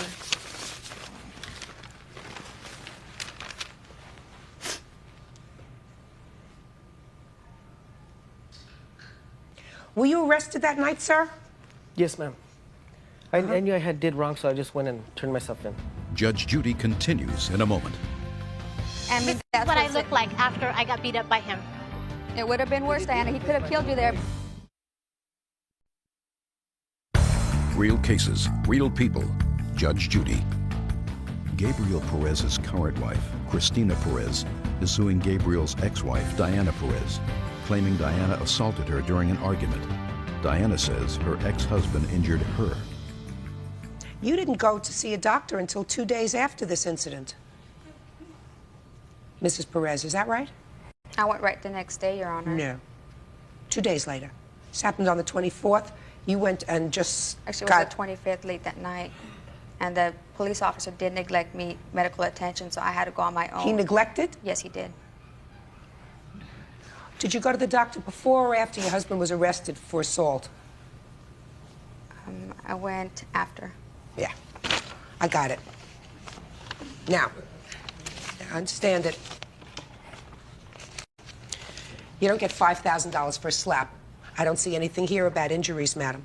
And I don't know why you got in between these two people. I have no idea. You had no business being there. You had no business getting in between these two people.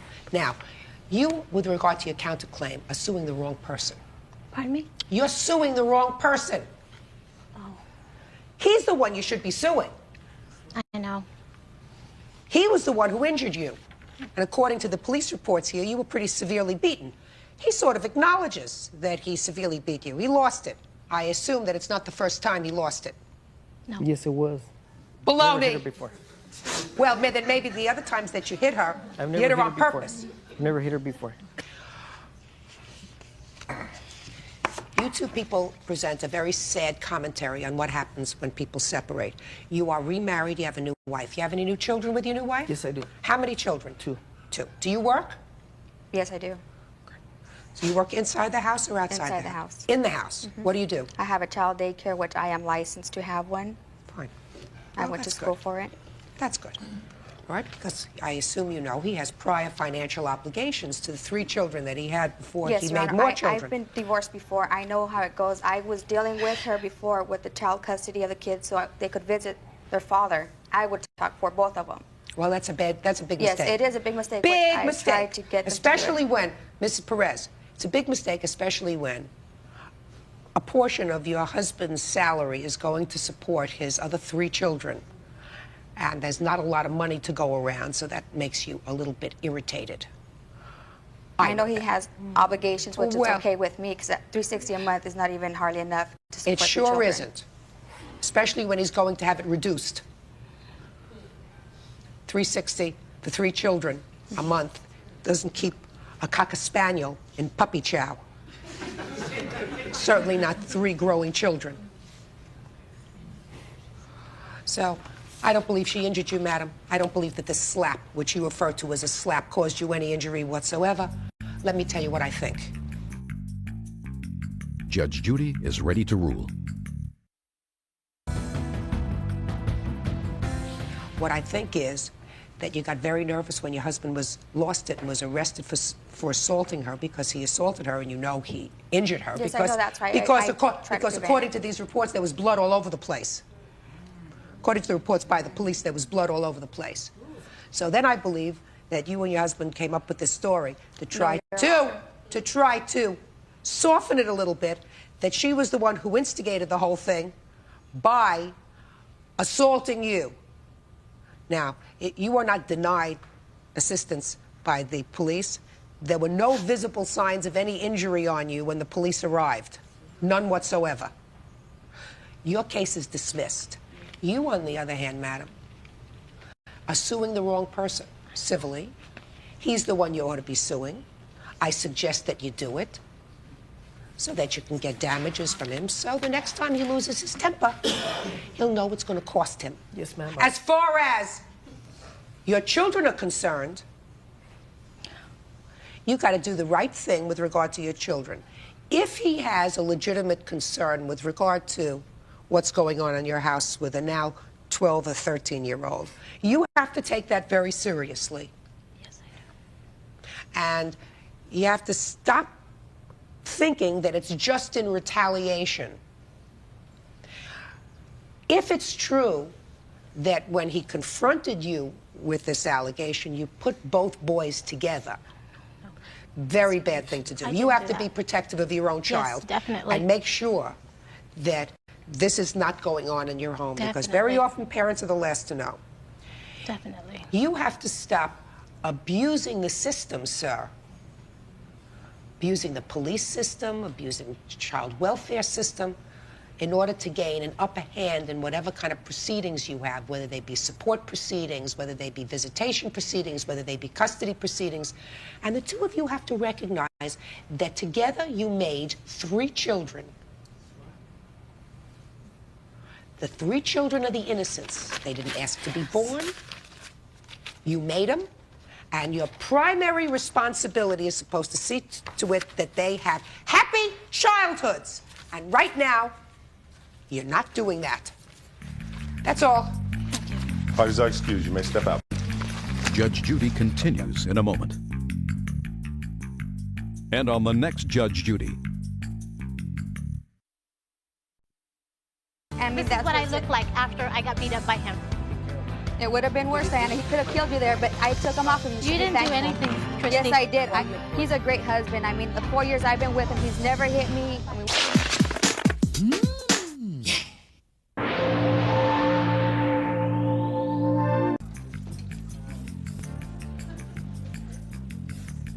Yeah, it's case number 361 on the calendar in the matter of Castleberry versus Thomas. Parties have been sworn in, Judge. You may be seated. Gentlemen. I'll wait for you, sir. You ready? Yes, ma'am. Good. You are the apartment manager. Yes, ma'am. In a complex where the plaintiff lives. Correct? No, he doesn't live there. He doesn't. Did he live there? No, He was just visiting there. he was just visiting. And you were there visiting a couple that you say you take care of. Yes, occasionally. ma'am. And you claim he assaulted you. That's correct. You want to tell me how that came about? Yes, ma'am.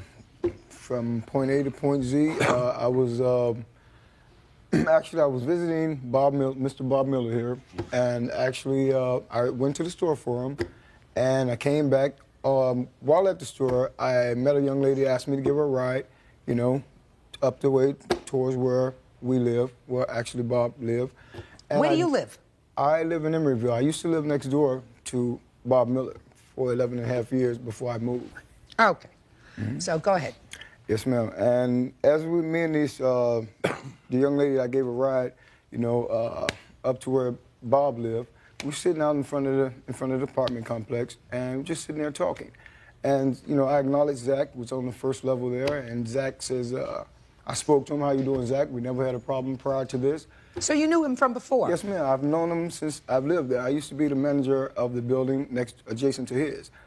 And so Zach came to the vehicle and says, "Hey, man, you know, what are you guys doing sitting in front of the apartment complex? Don't you know, people get shot for sitting in front of, the apartment complex." So Zach proceeded up the stairs, and I thought about what he said, and I told the young lady, I said, "Hey, well, let's go up, to Bob's apartment, right?" To Bob's apartment? Yes, ma'am, Mr. Bob Miller. And so we goes into the apartment and sitting down talking, conversating, and 45 minutes later, there was a knock at the door. And so I go and answer the door, I ask, "Who is it?" He says, "Zach." So I open the door to see, "Yeah, Zach, what is it?" And then he, proceeded to push the door in, forcefully push it. I said, "Man, you can't do this, man. That's not right. You're out of line." And he, pushed me into the partition there, and he grabbed a plant, and he tried to hit me over the head with the plant, but the vase that the plant was in fell, hit the ground, so therefore he was left holding dirt in his hand. And also, he struck me upside the head, and I received damages from that. What kind of damages? I have like a scar tissue under my temple area here. Did you go to the doctor? Yes, ma'am. You have a doctor's Yes, ma'am. bill? I have. report? Yes, I have.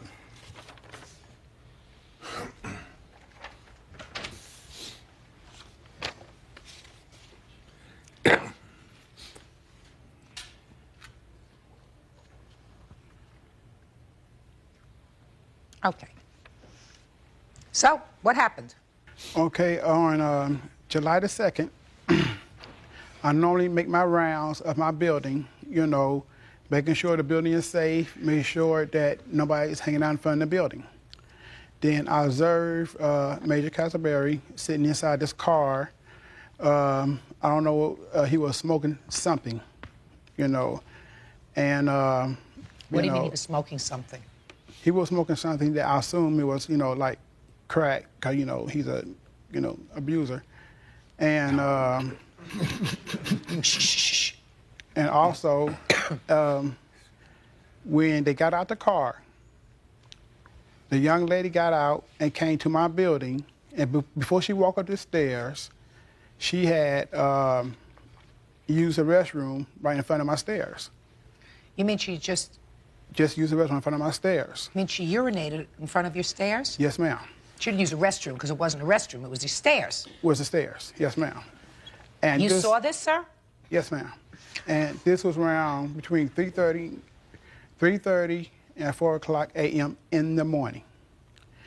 Okay, and then when Major Castleberry proceeded up the stairs into the house, I didn't think nothing of it until he just opened up the door and just went in. And then, So you were concerned that you didn't see him knock at the door or that you didn't see Bob let him in. He just opened the door and went in. Right, he just, you know, because he just opens the door and just walks in. I knocks on the door, he cracks the door. Then I observe that when he cracks the door, my concern is with Bob. So what did you see when he opened the door crack, you mean? I seen this naked woman standing up, getting her clothes off the floor. Was that the same woman? The same woman that he was in a car with. Who you saw using your staircase as a bathroom? Right. Okay. And then as she was standing in the middle of the room floor naked, and then I said, I want to talk to Bob. And then he go tell me that you're not going to talk to no one, and slam the door in my face. So I'm assuming that he just got upset because I disturbed whoever he about to do. When he slammed the door, I talked through the door. I said, I want to talk to Bob to make sure Bob know that you're in the house. Because I don't know if he let the door open for you, or I don't know that you just walked in. Because Bob always had people coming inside his house, drinking with him, and always leaving out with money of his after he passed out of drinking. I said, okay, if you want to open the door, I'll just go call the police, and then so I can see, is Bob okay? So, did you do that? Yes. And then the two couples came out, him and his girlfriend, came out the house, and they start arguing about 4 a.m. in the morning to top of their lungs. Then I was trying to come to them. I said, look, y'all can't be yelling in my building at 4 a.m. in the morning. And where was this taking place, this yelling and screaming? Right outside, because they had stepped outside. Judge Judy continues in a moment. You take her up to the apartment with Bob passed out on the couch. Well, Bob was actually asleep, you know. He was in a deep sleep. Real cases, real people. Judge Judy. Major Castleberry is suing apartment manager Zachary Thomas for assault. Zachary claims Mr. Castleberry was causing problems in his building and was attempting to detain him until the police arrived. This is outside the apartment, so how did he get hit in the head? Okay, then after I went to trying to calm them down, and then the door was already open, so I seen Bob laying down, face down on the couch. So I went to the apartment to see was he okay. Major Castleberry came in and started shoving me, well, tried to shove me out the door. You know, I said, Major, you know, get your hands off me. Then he kept on shoving me, kept on shoving me, kept on shoving me. And then I wouldn't budge. So I detained him against the wall and said, Major, be still until the police come. Then I heard footsteps coming up the stairs or down the stairs. So anyway, I heard footsteps. Then when I turned and looked to see who was that, when I turned back around, he had hit me somewhere in the cheek area. You know, he had struck me first in the cheek area. And then he struggled trying to get it loose, started trying to get it loose. Then as he kept on trying to get it loose, trying to hit me still, kept on trying to swing, that's when I countered and hit him to calm him down. Then after I hit him, then he come Why right... did you pin him, sir? Mr. Thomas, I understand what you're saying, and I understand that you felt as if you were protecting the tenant or trying to make sure that the tenant was okay in your building. Right. What I don't understand is, sir, once you saw the tenant in your building, who you know, according to you, drinks, and you saw him, according to you, sort of passed out on the couch, right? No, I didn't know he was passed out. You saw him face down on the couch. Yes, ma'am. That's what you saw. So you knew he was okay.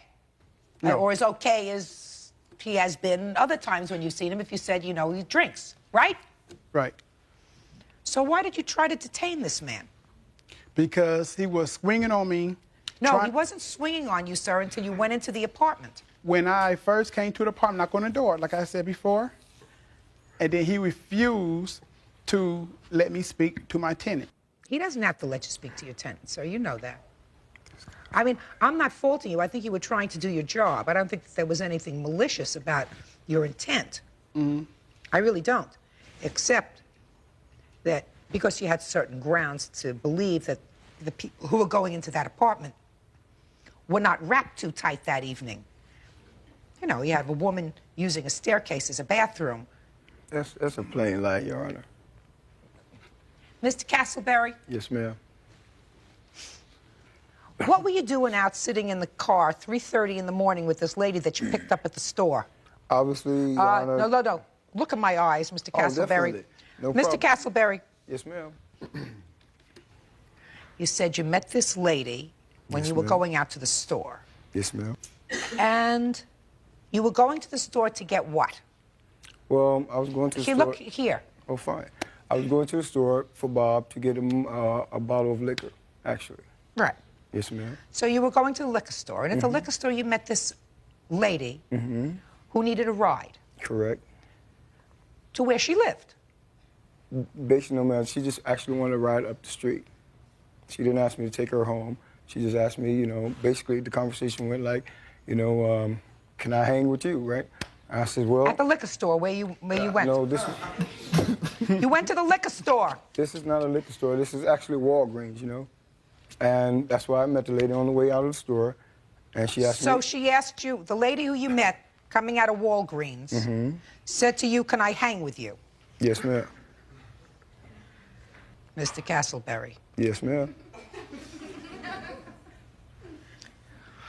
As much as I hate to admit it, sir, I wasn't born yesterday. Okay, though. Well, that's the truth, Your Honor. Now you, who I'm sure hadn't had anything to drink that night. Is that right? I had some beers or what have you, but yet and still I wasn't... What's the what have you? Some beers. It's the what have you that I'm interested in. Yes, ma'am. Well, I had beers. Then you had some beers, and you went to get some more liquor for both you and Mr. Bob over here, who was passed out on the sofa. And you meet the young lady outside of Walgreens who wants to hang with you. And you take her up to the apartment with Bob passed out on the couch. So far, am I getting this picture right? Well, Bob was actually asleep, you know. He was in a deep sleep. Is that right, Bob? No, it isn't. Judge Judy continues in a moment. There was no reason for him to be alarmed by him seeing me going there into Bob. With the lady who had just urinated on the stairwell. That's not true. I believe it's true. Okay, doke. Yes, ma'am. Real cases, real people. Judge Judy. Major Castleberry is suing apartment manager Zachary Thomas for assault. Zachary says Major may have been committing a crime, and he wanted to hold him for the police. This young lady, why did you bring her up to Bob's house? Actually, it was actually, I don't know, no premeditated anything to that matter. It was no harm, no law broken. You know, I told her, yeah, sure, you can come on, and We just conversating, just talking. And also, Your Honor, it's, you know, people trying to make a mockery out of this situation, yet and still, what happened to me basically shouldn't have happened at all. You know? I absolutely agree with you, yes, sir. Yes, ma'am. So that's the bottom I line. absolutely agree that it shouldn't have happened to you. Right. He was trying to make sure that his tenant was safe because you have had no prior problems with this man. Never. And Zachary Just a second. You've had no prior problems with this man. Never. But he was concerned for the following reason. He was concerned because you were bringing a woman up to Bob's apartment, a woman who he had seen, and I absolutely believe him when he says that she was urinating in the hallway. Oh, absolutely believe it. Okay? Because, quite frankly, sir, I think that you may tell me that you were not intoxicated that evening, but I think that you and Bob had done a little drinking, if that's all you were doing. If that's all you were doing. So that you weren't in complete control of what was going on. Now, he may not have acted 100% appropriately. You understand that, sir? Yes, ma'am. But he says that you hit him first. That's a lie, Your Honor. Well, he says that you hit him first, but then again, he was pinning you against a wall, a partition. A partition wall. A partition. So he put his hands on you, and I don't think he had any right to do that. I don't think he had any right to put his hands on you because what he came in and saw was two guys who were semi-inebriated, and according to him, with a naked woman in the apartment. Something that I would not necessarily encourage, but which is not a crime. That's not true. Listen, Mr. Castleberry, this whole scenario that evening doesn't sound totally kosher to me. You know what that means? Totally right.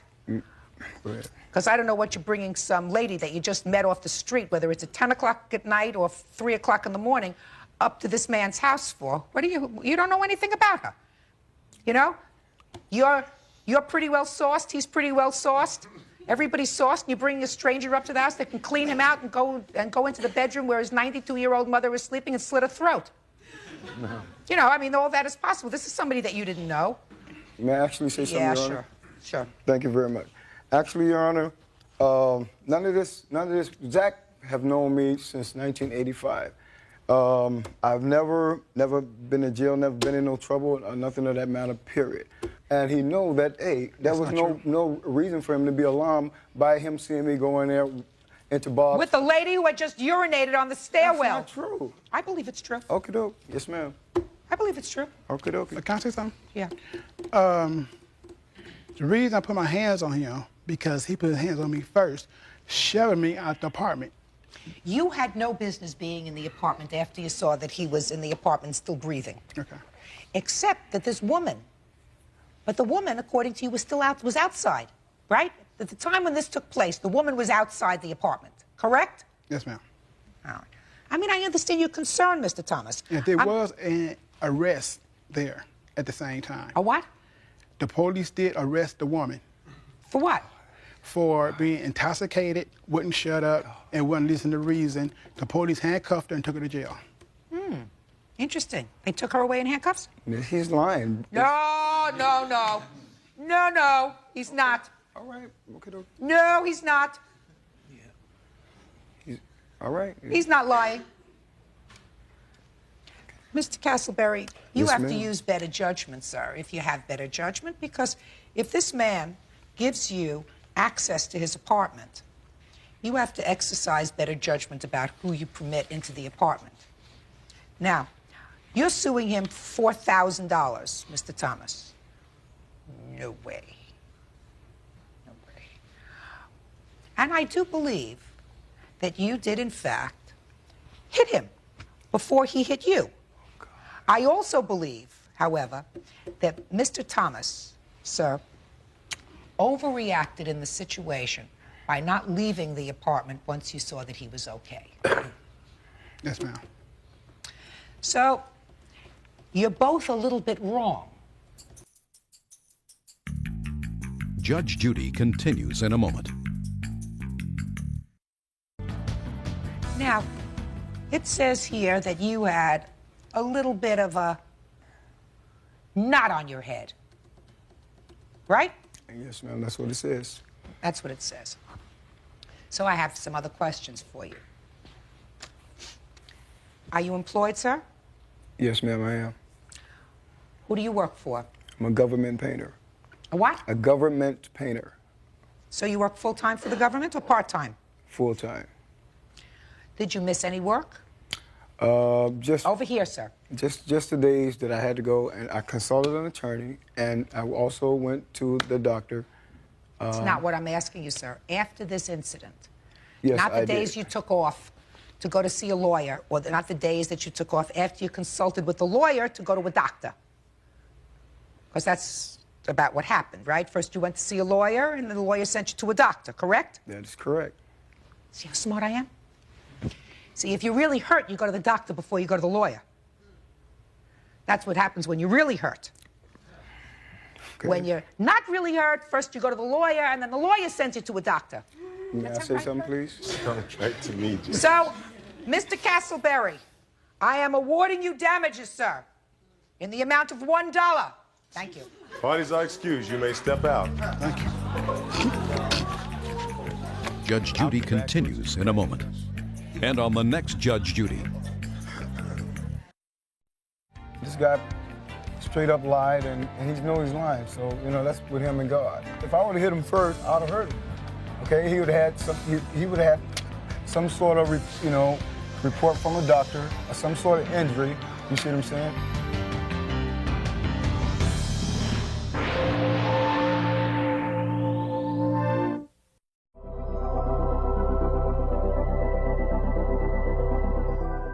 Amber is countersuing Valerie for assault. Order, all rise. Your Honor, this is case number 435 on the calendar in the matter of Ricker versus Burgoon. Parties have been sworn in, Judge. You may be seated. Have a seat. Well, even with a road map, and after a long nap, I couldn't figure out what you two people are suing each other for. All I know is that the two of you decided to live together for a period of time. Each of you has a child. Is that right? Correct. How old are you? I'm 19. And how old's your child? 3. Terrific. And how old are you? I'm 20. And how old's your child? 4. Oh, what an America. Anyway, you decided to live together. It didn't work out, and each of you wants $5,000 from the other. That's the only thing that I could figure out. You're suing for $5,000, your countersuing for $5,000. You have 5 minutes, I'm watching my clock, to explain to me why you're suing her for $5,000. I'm suing Amber because when she asked me to move in with her, my agreement with her was the only way that I will move in with you is if Louis is not there. There is no drugs in the house. I do not want your dog there. I do not like dogs. Louis is the boyfriend? Yes, that is her boyfriend. She said, okay, he won't be there. The dog will be gone. And Mr. Lopez, the owner of the property, does know that you will be living here. Well, none of the above happened. She didn't let the landlord know that I was there. My mother spoke to the owner of the property, and he said, no, I did not know. There's 8 people living in a 3-bedroom house. Okay, the dog has attacked the mail lady and another mailman, a substitute. I told her, Amber, you know, it's not fair. We don't get our mail because of your dog. Take care of it. I told her, split the bills up evenly. She didn't. Her boyfriend was there 90% of the time. If it wasn't her boyfriend, it was her brother, 13 years old, not in school, watching TV, playing video games, eating the food. She didn't pay for any of the food. One time, $30. The rest of the food was bought by me. The electricity, I'm not paying for her boyfriend and her brother. She wants to divide it up evenly, divide it up by 8. Her brother, her daughter, her boyfriend, my daughter, me, and the other 2 roommates. That's how it should be divided up. If she's charging for us, for her boyfriend to be there and her brother to be there, that's what I think. Why didn't you move out? I gave her my 30 days notice. Just a minute, how long did you live there? I lived there for a month. So what are you suing her for? Because she had broken my bedroom window trying to move her stuff, or her boyfriend's stuff, and because it was raining and the weather damage, she said she would get it fixed. As a landlord, she has to. Why didn't you put a cardboard there? I put up a piece of paper. She told me, take it down. I'm going to get it fixed today. She never got it fixed. Just a second. You go into a store, you buy a piece of plastic, you put it up on the window. So what you're suing for is for damage that was done to some of your things because of the broken window. Because of the weather. Because of the weather? Because the weather came in through the broken window. Okay. So that's what you're suing her for? Yes. Okay. And what was damaged? My VCR, I have a statement, an estimate from the company. You have a VCR, what else? For $99, brand new, I just got for Christmas. Okay. And what else? And my TV. The TV, they said, unfortunately, there was nothing wrong with it. It had dried out. The moisture had dried out. $114, it says on here. $114. So where do you get $5,000 from? Well, it's a nice round number. Now, what are you suing her for?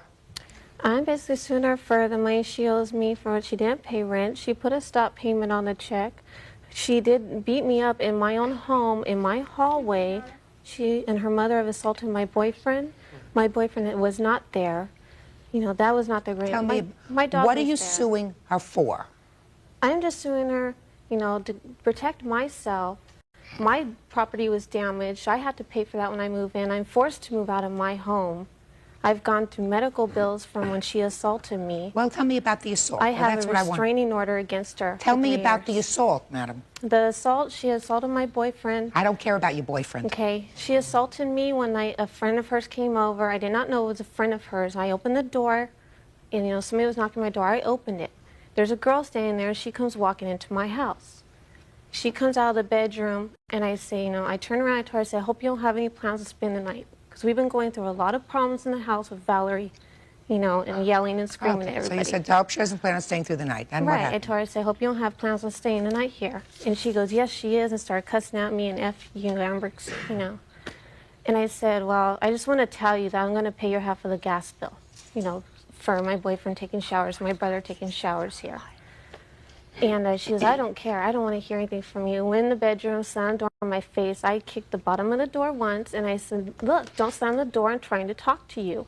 She came out with full fists, pinned me in a corner in my hallway, and started hitting me and pulling my hair and kicking me, and it took 3 people to pull her off of me. You have medical bills? Yes, I do. Let me see them. You want to tell me about this assault incident? Your Honor, my best friend, she's right here, came over because we were going over to some boy's house that night.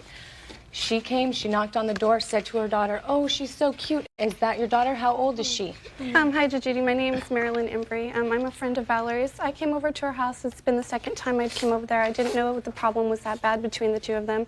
I knocked on the door. She was kind of rude when she opened the door. I said, hi, is Valerie here? She said, yes, she is. And I said, oh, is that your daughter? She's really cute. She didn't respond to me. Valerie came outside. I did have an overnight bag. Stop playing with the papers, please. I had an overnight bag, but I had no intentions on spending the night. I thought maybe because we were going to come back late. I didn't know it was going to be that big of a deal. Well, she said, I hope you don't plan on spending the night.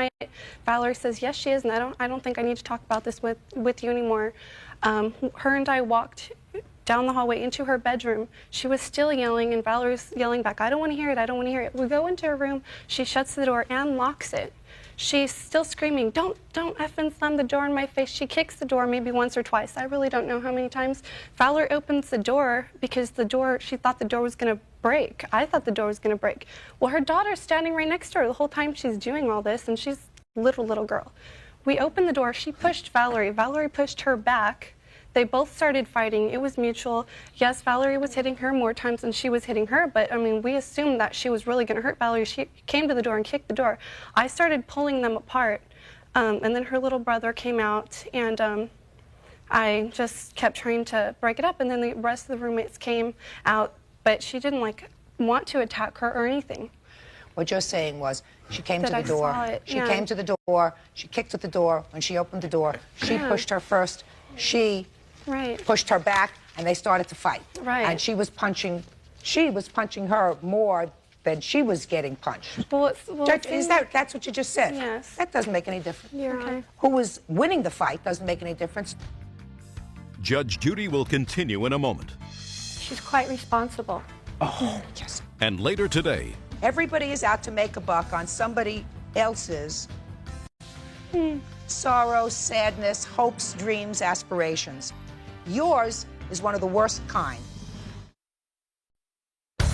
real cases, real people. Judge Judy. Valerie Ricker says her former roommate, Amber Burgoon, damaged her home and property. Amber says Valerie assaulted her. What else are you suing her for? That is all. Good. It's easy. Does it look? I have something to add to it, if I might, please. About what?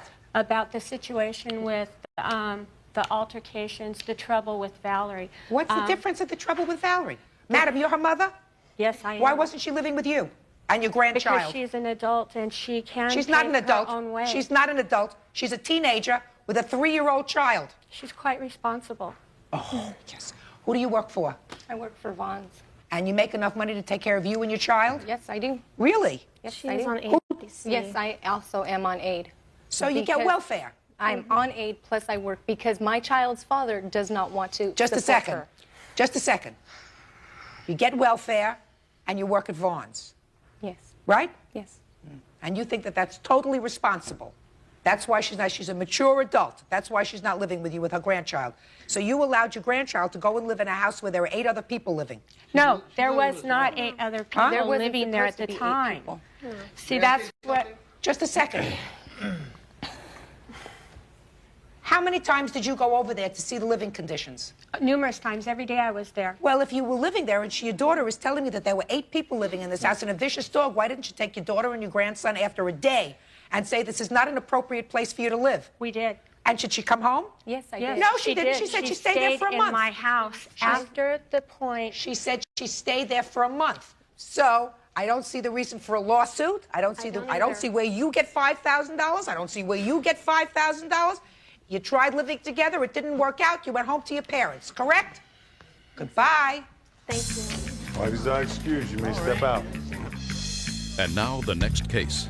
Parties on Bartnoff versus Talon. Step forward, please. 40-year-old salesperson Barbara Bartnoff claims matchmaker Linda Talon scammed her by charging for photos and falsely promising dating services. Linda says Barbara was never guaranteed a date. Miss Bartnoff, you were interested in meeting some nice gentlemen. Correct. And how did you find the defendant's service? In a magazine, it's called The Journal, Can which I circulates all over Los Angeles. Do you have the ad? Yes, I do. I'd like to take a look at it. Now, why don't you tell me what happened when you responded to this ad? Well, when I called up Ultimate Encounters, as described as it states in her magazine advertisement that the service is free for women. So I called her up and she gave me the pitch over the phone, how she has thousands of men inside her catalog, and, you know, they're all professional, they earn well over $100K, and she invited me down to her home, and she works out of her living room, which is located in Redondo Beach. And I went down there and she described me her service and how she has years of experience of psychology and sociology, and how she's must have set up, you know, 90%. Anyway, wonderful, and it wasn't going to cost you anything because the men pay. Well, what she told me, the service for women was free. However, you have to pay a fee of only $165 to have your photographs taken at her photography studio located in Hollywood. And you don't have the option of going to your own service. You have to go to hers. You don't even have the option of bringing in your own photographs. Did you at any time ask then how she made a living? I mean, how does she make her money? What she does is that she contacts all these men that she has in her catalog, tells them about our profile and background. If they like what they hear, then they go down to her house, review our photographs. Then they instruct her, I want to meet this woman, that woman, this woman. And then she contacts the women and said, this guy wants to meet you, this guy wants to meet you, this guy wants to meet you. That sounds all very nice. How do you make your living? Do you charge the men? Yes, Your Honor. The men pay the membership fee, not the women. Oh, interesting. So, and what do the men pay? Depending on how long they join, Your Honor, they pay anywhere between $2,000 and $5,000, depending on the length of the membership, depending on the amount of guaranteed introductions they receive. The women pay absolutely no membership fee whatsoever. Period. So let me figure this out. So you went down and took your photographs. Correct. And paid the $165. Correct. And nothing happened. Correct. Didn't get a call. I got nothing from her. Every single month I called her and I go, hey, what's up? What's going on? Anything yet? And finally, after the 4th or 5th month, I finally got her on the phone because every time I called her, I always got her machine. And she said you weren't picked. Well, in effect, that's what she said. I mean, I'm not being unkind to you. Right? Right. That's what she said to you. Well, she said a little bit more than that. Well, I'd like to hear what she said. She goes, well, I asked her, hey, Linda, what's going on? It's been 4 or 5 months. You know, you gave me the impression that you were going to set me up with all these guys, you know. And she said to me, listen, had you read your contract, the service fee was free. I work for the men who paid me a service fee of $5,000, and had you paid me $5,000, I would get off my butt tomorrow and start look for someone for you. And why don't you just go F yourself, and you need to get yourself an F life. And then she hung up on me. You know, and I'm just going, real nice woman. So I called her back up. I go, Linda, listen to me. All I want to know, how many men did you potentially introduce me to? What did you call her back for? Well, I was just kind of curious, how many men did she present me to? Yeah. 1, 2, Just 5, a 50? second. I don't want to hear you anymore. I really don't want to hear you anymore. Judge Judy will continue in a moment. That, madam, is a kickback.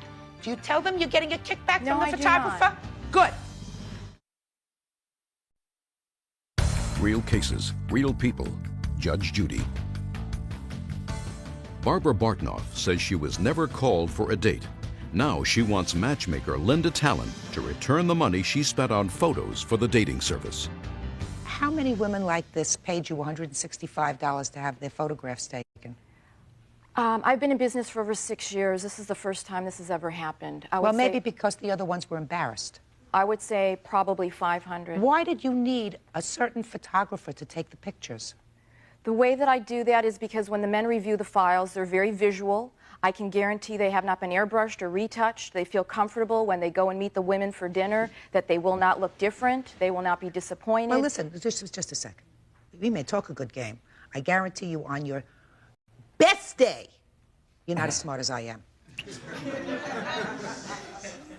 You are seeing the product in your office. If the product comes in, the lady product, you don't mind if I refer you to, for the purposes of this argument, as a product, you can see what they look like. And if they bring you a photograph and say, well, here are my photographs, and you look at it and say, babe, this is airbrushed, or this looks like you when you were 12, can we get some more updated pictures? They can go out and do that. So that's the assurance that you need because you're meeting the person. She came to your home/office. So why does she have to take pictures for $165? I just explained to you so the men feel... Baloney! Because what you're saying to the men is, I've seen this person. They come to your home/office and they look at the photographs, and what you're saying is, I have seen this person, and this photograph is a fair and accurate representation of what they look like. I wouldn't allow a photograph to be placed near somebody that's 10 years old. So you're a scam artist because you're using this photography business as a way of making money. I disagree. Your service... Oh, no. You don't have to be a genius to figure that out. Cost her $165, and she got absolutely nothing from it. She's a perfectly attractive, upbeat kind of gal. People wouldn't know that she's an upbeat kind of gal from a photograph, but she's certainly a perfectly attractive lady. She spent $165 and got absolutely nothing from you because, as far as I'm concerned, you're operating a scam. Can I interject, Your Honor? Yes. Charges $3,000 with 0 guarantees, and they make you go to that one photographer for $250, like it or not, no guarantees. And I personally got married through them. Well, I want to tell you something. So they do the same routine. So I what want I'm to tell doing... you something. Just because one company is scamming for $250 and one company is scamming for $165, that doesn't make it right. That doesn't make it right. And I'm not even going to ask you how much of that $165 ends up in your pocket. Because I don't like people to commit perjury. Dear. Your Honor, there were no guarantees Did you hear what I said? You want me to ask you the question? How much of that $165 ends up in your pocket? Judge Judy is ready to rule.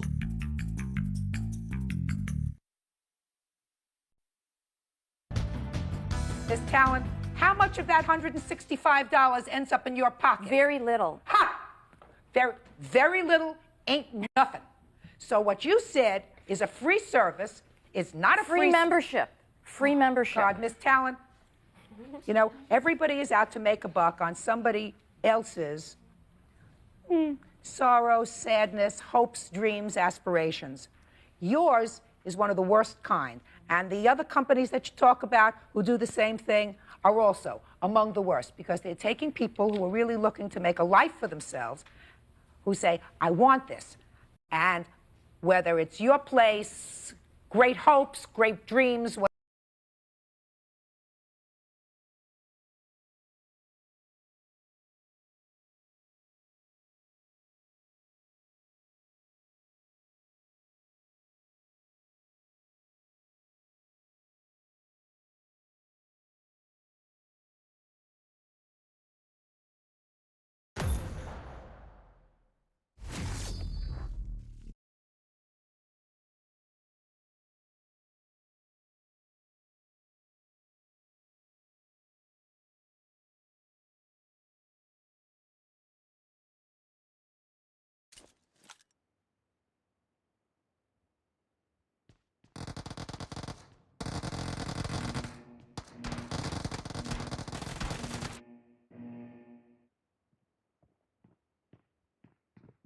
Team match. Let's go. First point for the red team.